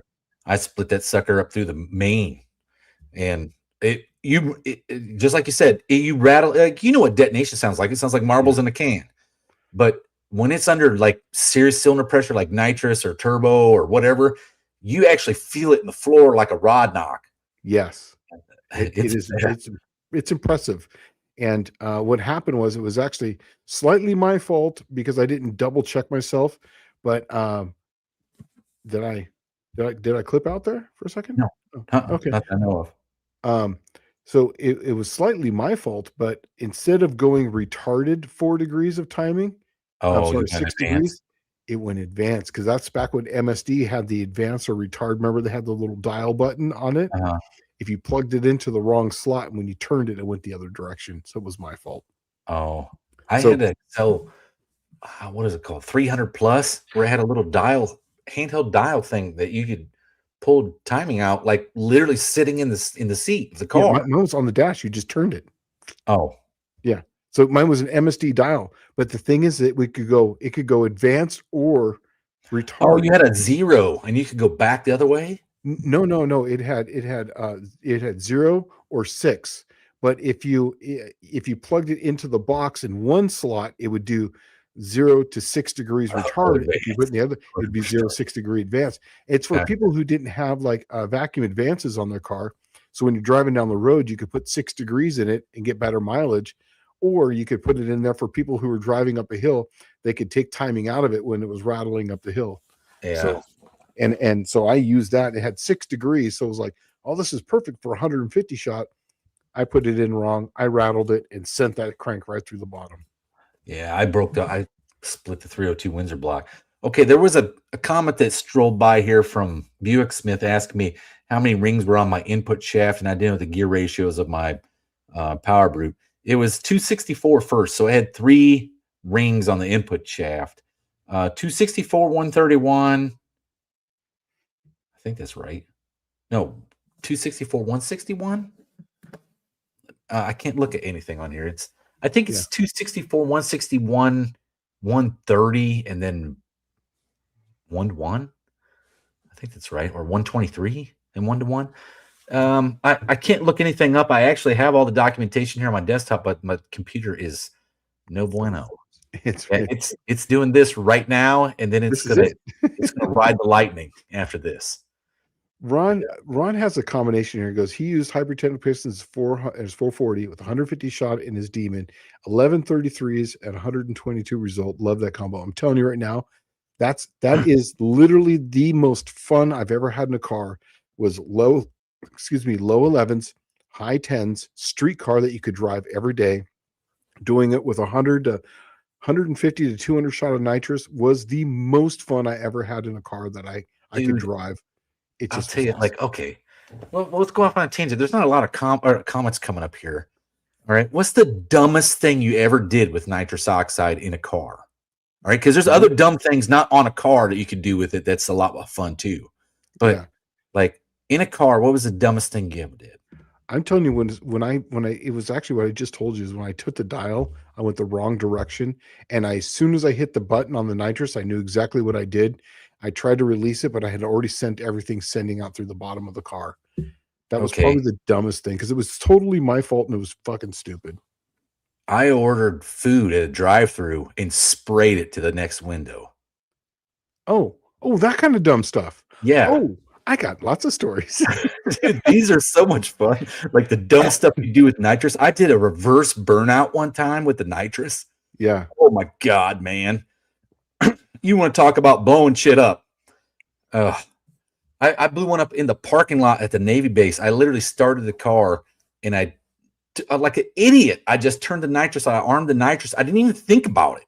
Yeah. Right? Like I literally just brushed the switch, turned it on, and pulled out of the parking lot. And then right when I turned right to get on the highway, it was like the motor hadn't even warmed up. Nitrous backfired so bad it blew the upper intake off the Ford 5-liter and dented my my fucking turbo coupe hood on my Thunderbird, right? Yeah. And it pulled all the bolts out of the intake manifold. I had to helicoil all of them. It exploded the mass air meter into like a zillion pieces. Let's see. What else did I do? Well, I got one. So while you're thinking of the next one, for me, have you ever seen those people who are like, they got like they're in first gear and they'll sit there and they'll go, whoop, whoop, Oh, yeah. whoop. Okay. So I had 90-10, the actual shocks that are going on Plan Z right now, had those on their 90-10 shocks. And I turned the nitrous on and I was just like, this is one of those times where I'm not going to tell you I did anything stupid, but I was having a couple cans of stupid. And we're just like, hey, let's see if I can bounce it like this, and then I can hit the nitrous to see if I can launch it. Well, if you don't know how Chrysler transmissions work, you're basically running on the drum at that point, on the sprag, right? That's why they don't like to do that. It was a 727, and I was whoop, whoop, and I got the car kind of moving like this. It was kind of jumping, and as soon as I got the coming up on the next one, I put it to the floor. Nitrous hit. That thing hit so hard, I had dirt track tires on it. That was the first time I actually felt the tires lock because they came off the ground as it came up, but it broke not only the rear end, but it blew out the transmission right out the bottom of the car. So I'm not sure which one did what. I'm not sure if it was the rear end breaking transmission or if it was the transmission breaking the rear end, but that was an 8 3/4. And that was just me going, whoop, whoop, whoop. And I hit it and just blew it out. Oh, it's terrible. Oh, dude, I like, okay, so when I was driving my T-Bird on the street, when I had the nitrous on it, when it was just like a regular street car, was about 2001, 2, and 3. And the Camaros were new with the LSs in them, right? And everybody in one of them cars thought they had the biggest swing in his dick in all the county. And yeah, I raced one on I-10 from like, I don't remember, maybe Pascagoula, Mississippi to Biloxi. I'm not sure. I sprayed that T-Bird in high gear, an overdrive on an AOD. And an AOD, it's like the most archaic overdrive. It had a pencil shaft in the transmission that would slide in and out, and it would like lock the hub on the face of the converter, right? It didn't have like a lockup like a clutch. It had this pencil shaft. All of it went through that little pencil shaft. Mm-hmm. Dude, I twisted that pencil shaft so bad that the car was rattling and it wouldn't come out of overdrive. And I'm like, what in the hell? So I pulled off. I kind of just limped it home. We pulled the tranny out. I could not get that pencil shaft out of the converter. I had to buy a new pencil shaft and a new converter. Dumb, right? So Clint's asking a question, Shane. Where are you getting your sulfuric acid to refill your batteries? Now, I used to be able to get that at the hardware store, but last time we talked about this, Walmart. I think they had it at what's that? Lowe's or Home Depot. They sell in the little battery section. If you buy a battery that comes dry, and they have the little acid to fill it up with that. But I used to get it at the parts store in the Tractor section, and I believe Tractor Supply. I think I saw battery acid there at Tractor Supply. So go check that out. But yeah, that's and it's really not that expensive. It's cheap. Yeah, that Napa used to sell that stuff, and so does Tractor Supply. Does sell it. Yep, they do sell it. Yep. In fact, I just saw it there because we were there. The kids like to go there because right now it's chick season with the little chicks. Yeah. And so I take the kids over there and they like to look at the chicks, and I'm, it's just fun. Dude, it's such the Tennessee thing to do. You go to Tractor Supply for an outing. That's your outing. Let's go to Tractor Supply. Racer Ray says, nitrous, can you do the burnout on just the happy gas? No, you have the nitrous and the fuel coming in. But if you did it on just the happy gas, you would be sweeping up your motor with a dustpan. Yeah. Here's I'm going to tell you another story. I went out to I had a fuel pump, and this is actually in the Cookie Monster, but it was before it was blue. This is actually when it's still red. I had a fuel pump, and I had to switch for the fuel pump and a switch for the nitrous. I was getting up to go, and this was actually at the track that was at Qualcomm. So I was racing there. I shut the car off, turned the fuel pump off. When I started the car back on, I thought I pushed the fuel pump forward to do a burnout. So I went up there, did my burnout. I'm rolling up to the line, and I didn't have the fuel pump on. It was just the fuel in the bowls. Turned the nitrous on, and I sprayed halfway down. I noticed the car started whoop, whoop, whoop, surging. Fuel. I let off, and I was literally for 330 feet. I was literally driving on just nitrous and fuel. There was nothing in that carburetor anymore. So I've done that, and it makes a surging noise, and it's terrible sounding.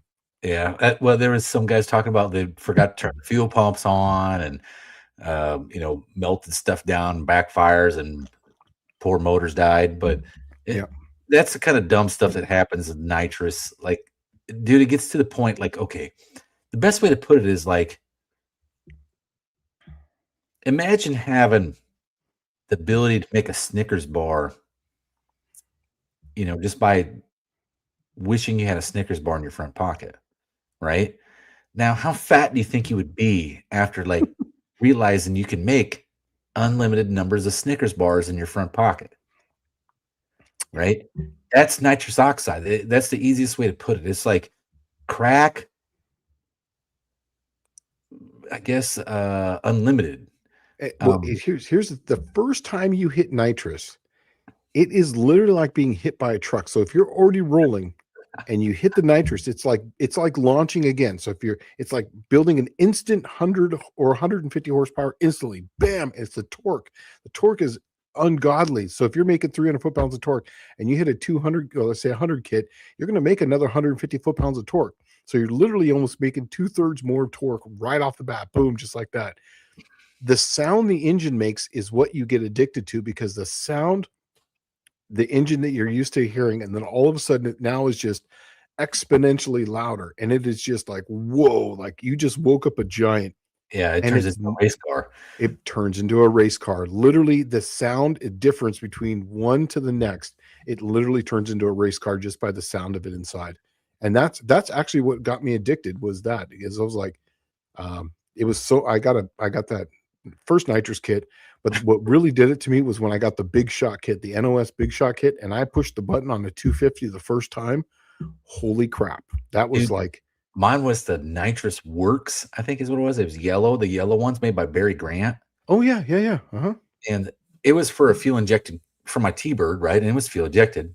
And I remember putting it on like in just a couple hours. It doesn't take long to put one on, No. right?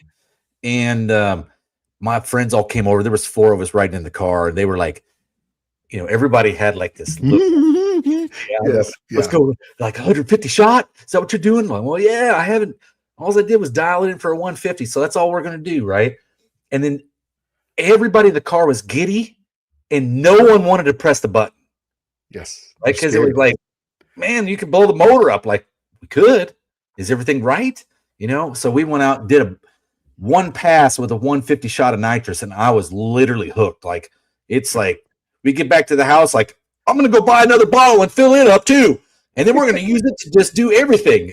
And it got to the point where I was using nitrous oxide in my mower, and oh my god, man, it's like, this is the best stuff ever invented. Brush your teeth with nitrous oxide, put a little bit in your hair so it looks better.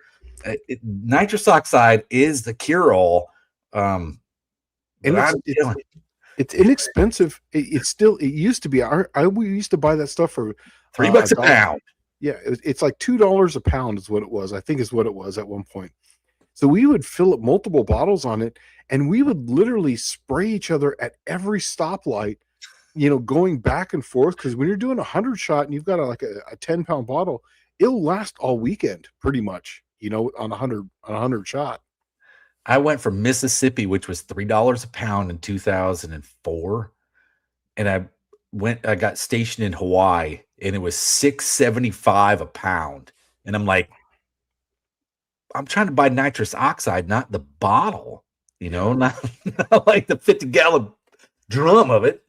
Oh no, that's what it costs out here. And it's like, golly, I'm never doing that again. It's $8 a pound right now, where it's at right now. I would love to. I have all the stuff to be a filling station. I would love to sell it, because I would undercut everyone. I would sell it for $6 a pound. Make actually $5, because I could buy it in a mother bottle for about $3 a pound. So, Mostly old Ron Ward says, I drove my buddy's 67 Mustang with a 250 shot 351 Cleveland 4-barrel good gracious 1080 at 130, and then the valve springs broke, all 16 of them. Yeah. That sounds like nitrous stuff. That's what it would like. My stuff that would break was like you think converter, tranny. No, like the first thing I broke was the rear end. I had a 7.5-inch Ford rear end in it. That thing broke first pass.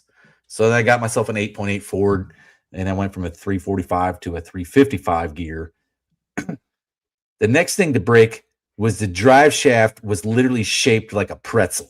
I've done that, right? twisted it. Yep.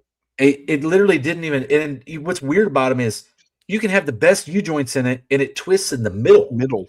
Yep, right in the middle, just like a barber. It actually twisted and pulled out of the transmission. That's what happened to mine. Is it twisted and it broke the output shaft because it sheared all the teeth off as it was coming out. Right? Yeah, mine didn't do that. Mine pulled right. There was so much velocity of it twisting. It just twisted and pulled right out, and then went right onto the little hoop, and it was just beating around in there as I drove down the street until I stopped. Oh, mine. Well, I had the drive shaft loop, and it was just in the loop. It was dangling in there. Yeah. It made a horrible crunch noise, and there was like literally like right where the car launched, there was output shaft splines laying on the freaking ground. It was bad because it pulled that drive shaft so far out, it only caught like the last quarter of an inch and just twisted it off, right? So, Mean Street Mopar is actually asking a question here with what should I use a standard volume oil pump in the 318? Here's the thing: is that unless you know how to set these up, I wouldn't recommend that. If this is a performance-based type of application, the only reason why I can get away with it is I've had years of knowing how to send oil to different positions in different areas, and I blueprint everything so that way I know exactly how much oil is being leaked out between bearing surfaces, around lifters, so on, so on, and so on, and so on. Now my race car's got copper tubes on it, so there's very little leak there. It's got priority main oiling. It's got restrictors going up to the top, so I know exactly how much oil is going anywhere at any given time. If you're going to run a standard volume, you would have to spend that level of attention to it. Now, if it's just something that's going to stay under 5,500 or 6,000 RPM, you can get a standard volume pump on there and then just open up the clearances a little bit. It'll be totally fine. A lot of people like the high volumes just for that. When they open up clearances, you're going to use a lot more oil. So it really kind of goes down to you. What level are you wanting to check the engine before you assemble it? A high volume pump allows you more leeway and not having to check a bunch of things, and then just allowing oil to spray out, not having a problem with it. With the standard volume pumps, you're going to have to really check your clearances. This was the one that was the low compression 318 with a camshaft in it, right? Oh, this is it? Oh, then go standard volume pump. Yeah, standard volume pump. Yeah. Don't even, that's a no-brainer. And one I got done, English is saying the Mississippi. If you're talking track down Gulfport, Long Beach, I could hear the track from Dad's house 5 blocks from the beach. I was stationed down there for 5 years, and I was over in Pascagoula, and then I went from Pascagoula over to Gulfport to the CB base. And I used to race there at Gulfport Dragway from about 2001. No. When was September 11th? 2000 or 2001? 2001. 2001. So 2002. I got stationed there in April of 2002. And through 2005, I was there.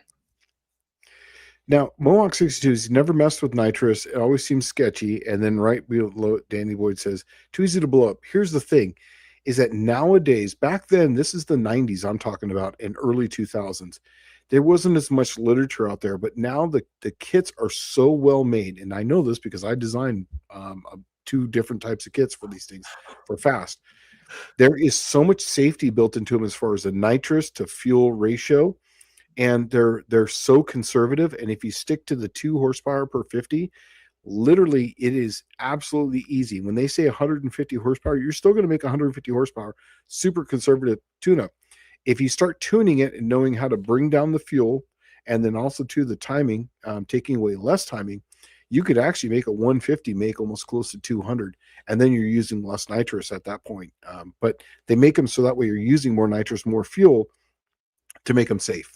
So I would say that right now, and Ron Ward said up here earlier, is that you don't have to have all the different plumbing. You don't have to have all that different shit. Right here.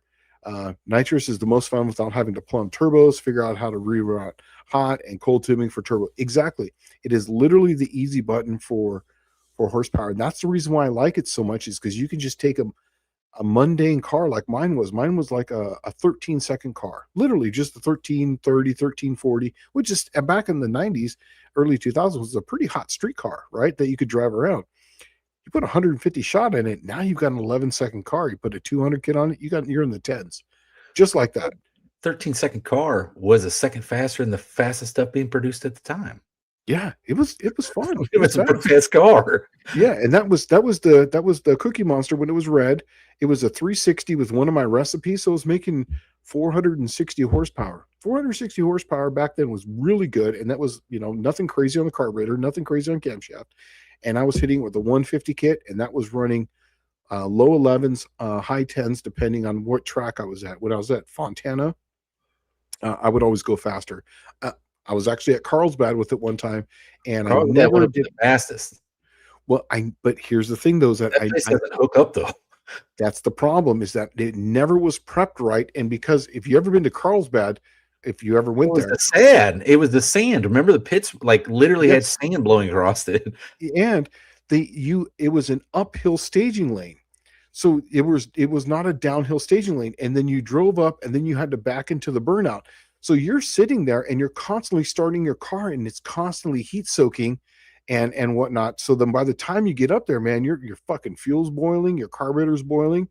So I never made a 10-second run there. The first 10-second run I made was actually at Fontana. And that was the first one I made because it's a flat. So I was able to push the car, keep the intake cool, because it was way before I could put a bunch of cooling on it. But that was the first 10-second run I made, was there. Oh, yes. Cope saying the Cookie Monster was Elmo. It was Elmo. That is good. Yes, it was red. I actually have a picture of it, but it was red. Grab this one from Mean Street Mopar. I need to take I'll be right back. I need to take a break. I can't shut anything down, so it's all right. Yeah, go do your thing, man.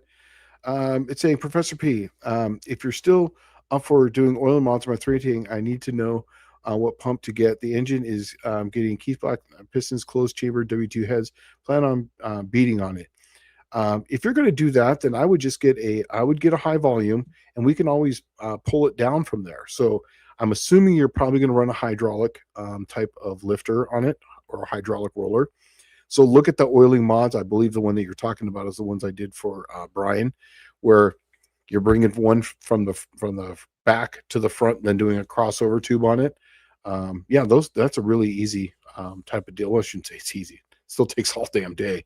But yeah, it works out really good. And also to get bearings, because I'm going to have to modify the main bearings, and I prefer you to get the full groove bearings, because if you're going to beat on it, I always like to keep as much oil going to the rods as possible. You're going to lose a little power and windage, but you're going to greatly make up for it in the amount of longevity you're going to have it into the rods, as far as just keeping oil in there. But I don't have a problem doing that. But at that point, just get a high volume, because I'm assuming what you're going to do for this. But yeah, get that. A standard volume pump would be something that I use on a race car. Like the Cookie Monster has got a standard volume pump in it. For that reason, because I don't need, and I'm only running 65 pounds of oil pressure, but I'm controlling all the oil. And that's like when you're anyway. It's all volume anyway at that point. Yeah, exactly. It's just all that, exactly. As soon, because the thing's idling, when it's idling, it's still at like, say, 40 psi, because it's idling at 1500 RPM, so it's already off the steps, so it doesn't really matter at that point. Right, you probably got maximum bearing clearances like 3,000ths on the rods. Yep. And it's just oozing oil out everywhere, and still maintaining 65 pounds of oil pressure, and it's not really in bypass until it's up at like $7,000. Yeah, and on that one too, it's got 2-inch rod journals, and they're 2.5. Oh, so really? 2-inch rod journals? 2-inch rod journals, yeah. Yep, I made 2-inch rod journals on that. because I wasn't right on that engine. Wasn't going to put nitrous on it. It wasn't actually designed for it. It was actually just going to be a max effort NA engine. motor. Yeah, you were trying to do something like what we had done before. Yeah, exactly. It's exactly right. And before I put nitrous to it, I think remember I showed you was in 24. I was 2016. no. This was since I was here when I put that engine back together that I built back in 16. I finally got that engine that I had built back then back together, and I went to the track and I went with a glide in the car. I went a 620 in the car at 111 miles an hour.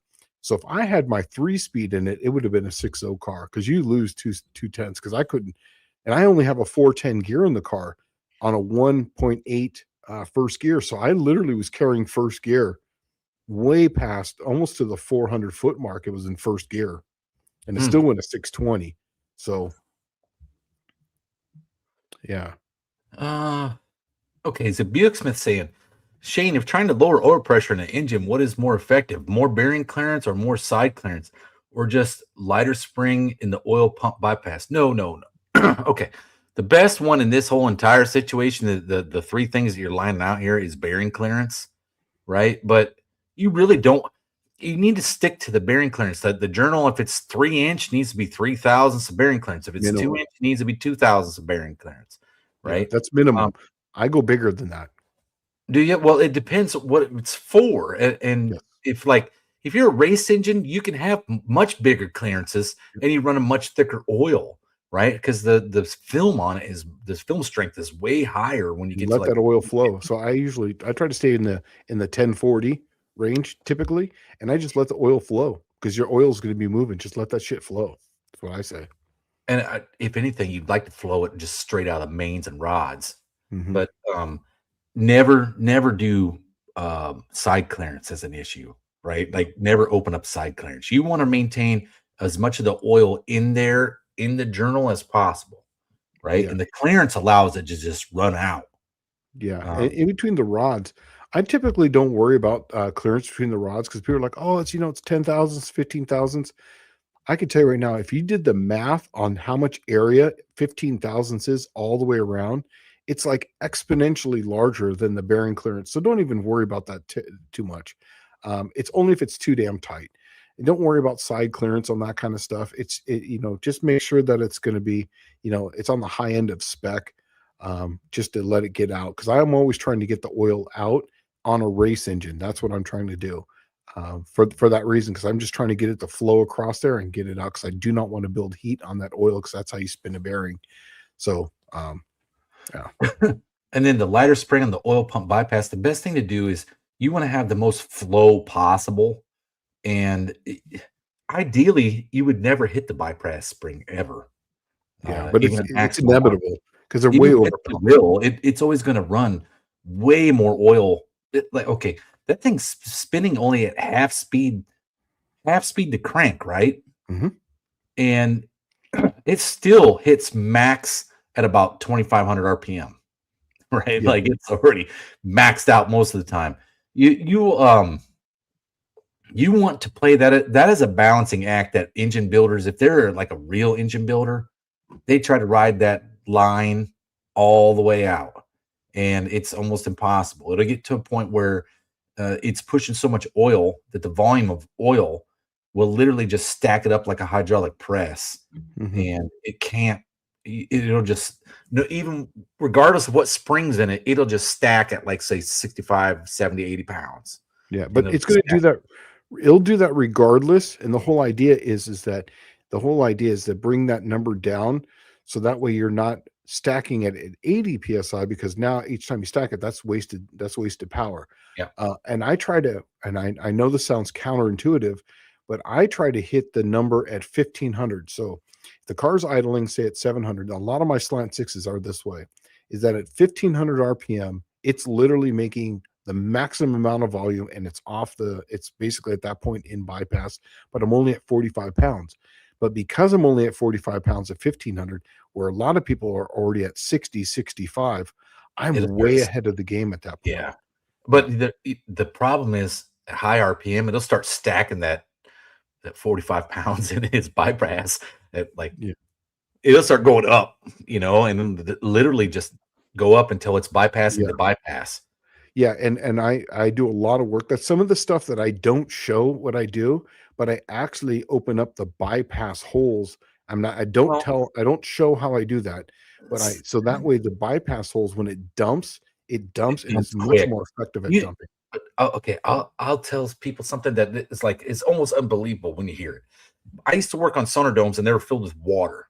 Okay, and that thing was maintained at a pressure because it's below the ship's hull. So when you're looking at saying 20 feet down, all that head pressure means that it needs to have like say 22 pounds in the center of the dome to maintain its outward structure.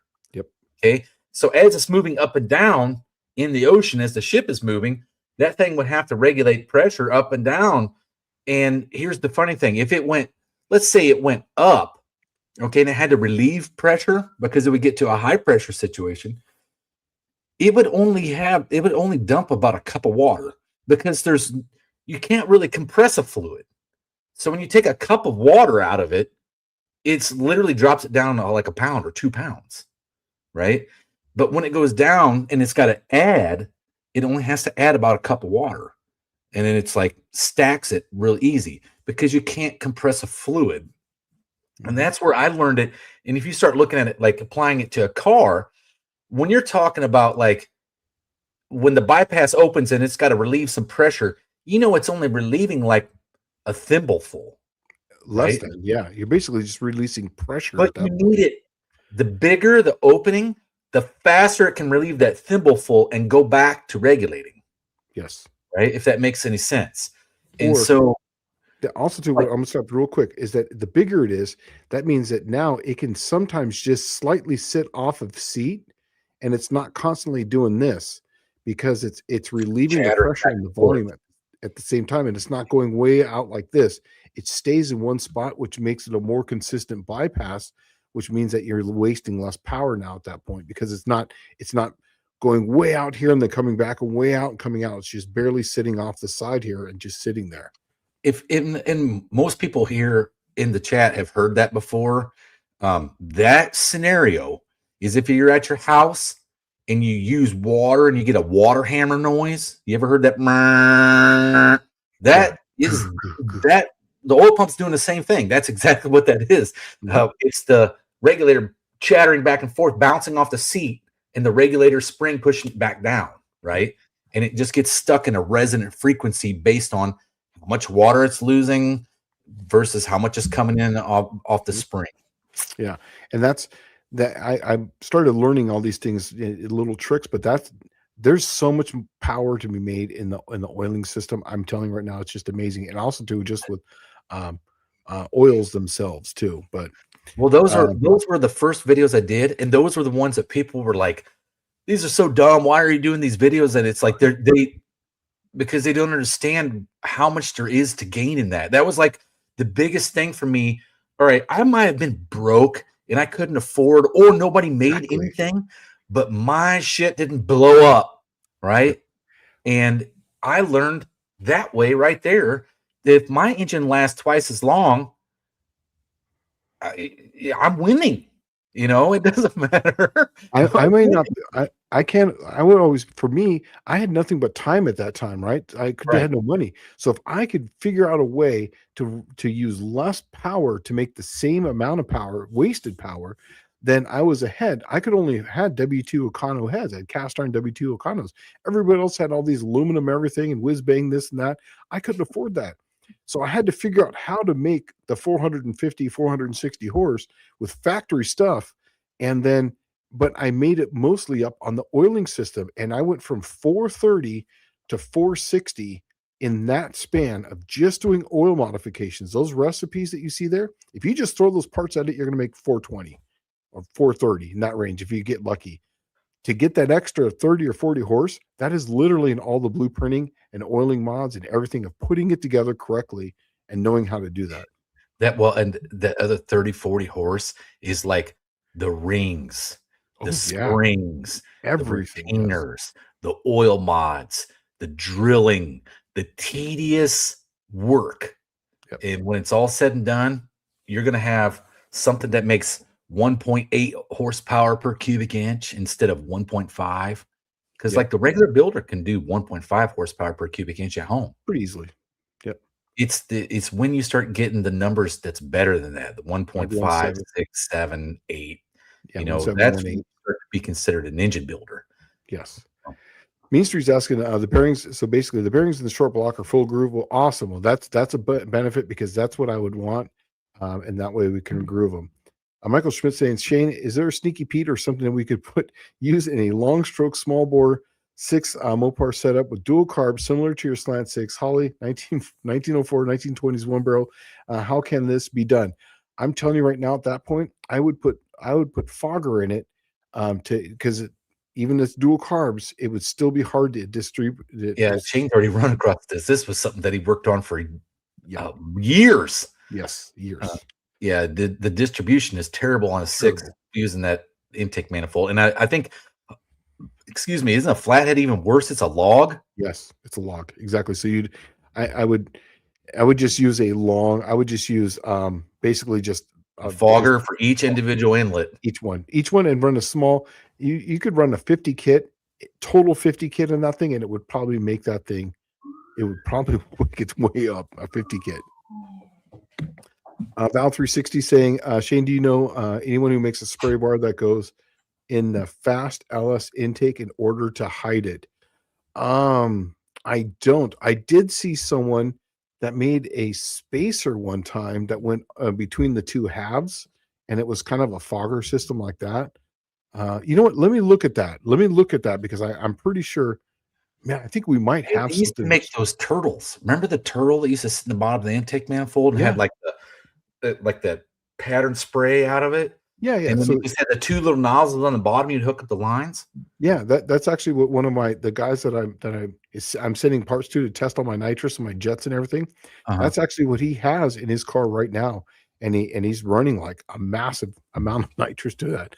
But what he's talking about is that, this is on one of those front like LS, so it's a dry manifold. So the top unbolts, and then in between the two parts, it's like a little 1/2-inch spacer with a bunch of fogger nozzles on it, and fuel. So that way it sprays it into the plenum, all the way around.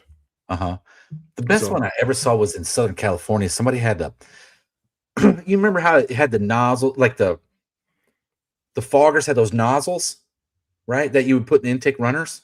But there was one that I saw in San Diego that underneath the air cleaner, they had that the nozzles cut and V'd, and they were pointing straight down the carburetor, so it was adding no fuel. So you didn't have to look for a fuel. That was the dead giveaway for the nitrous, was the lines, right? But all he had was a vacuum line running to the factory air cleaner, and inside that had the one nitrous line, and it was a dry kit, but it sprayed through the venturis of the carburetor, pulling fuel out of the carburetor. I thought it was genius. Yeah, it's pretty good. Yeah. I've seen people do it like remember the old Holley center squirters? Remember those? Where they you used to use her on a tunnel ram, right? Yeah. So imagine that. So like on a Dominator, because on the Dominator the centerpiece is hollow. So he ran the nitrous up underneath through the Holley Dominator, put a plug in the top of it, and then put 4 holes. So it looked like a center squirter, but it was literally inside. So, and it was a jet that was in the back. So it was a dry system, but it was being fogged into the center, and with 4 holes being drilled into that. So it was spraying dude, it was genius looking at that, how hard he worked at hiding that thing. Hey, so Vintage Adventure Drives asked a question here. We got only like a minute and a half left. I want to get a couple of these things knocked out. Sure. He was saying one about oil, the volume of oil. Well, oil pressure boost, anything that is high in pressure can be made better if you lower the pressure by easing the flow. That's the whole point that she and I was talking about with the oil system modifications. I know for a fact there is horsepower to be made there, and I think it's worthwhile of actually doing a test and doing all the oil mods, and then we measure the amperage difference in a drill, which I think if we turn it into amperage and we know the voltage, we can actually mathematically figure the horsepower. Absolutely. Well, right? figure out torque. That's at that speed of the drill. It only gets worse the farther you go up in RPM. Yeah, it would actually just be torque because it would be work. Because we could only figure the torque. Well, you could mathematically figure the horsepower. Yeah. So you'd only figure the torque because of the amps. So you could do the math round to get torque, but yeah. And then John, we're getting close here. So John says that Vizar standard is 1.4 pounds for cubic inch for a gas pump engine, and that's the mark to strive for. So it's 1.4 pounds for a cubic inch. So okay, well that's good. Pounds. It should be pound feet. Yeah, I know what he meant. Yeah, pound feet per cubic inch for pump gas engine. So it's pretty good. Well, anyways, guys, man, we're right at 2 hours, and thanks again for coming in. WAF Racing, go and check out WAF Racing. Go and buy some merch. They're the ones that bring this. He's the guy. And thanks for understanding for us not being here last week for me and having a week off because, man, I was sick. I'm eating these things, and you can probably tell my voice. It's a little raspy from all the coughing, but anyways, and I'm going to have a video coming up, and Dallas is still working on his video. He's going to have a badass one coming up. I am. It's going to be an hour-long quadrojet video, but it's going to take you through the whole entire shebang, bush and the shaft, the whole 9 yards, if I can get the editing program to poop it out. So yeah. And then don't forget to go see Mr. John Wilburn on his channel, John Wilburn, 7 Central on Friday nights. He's always got something stirring up there. Plus, he's got the little orange card right here. Keep track of that because that number is getting smaller and smaller every day. And before you know it, it's going to be under 100, and you're going to be like, wow, I need to be ready for No Name Nationals. So start working on your junk now. So with that, you got anything else you want to say? Anything else, Ro? Or are you good? Switch pitch. We're out. Yeah, that's right. 2 hours and 1 minute and 20 seconds. And with that, you guys have a good week, and we're out.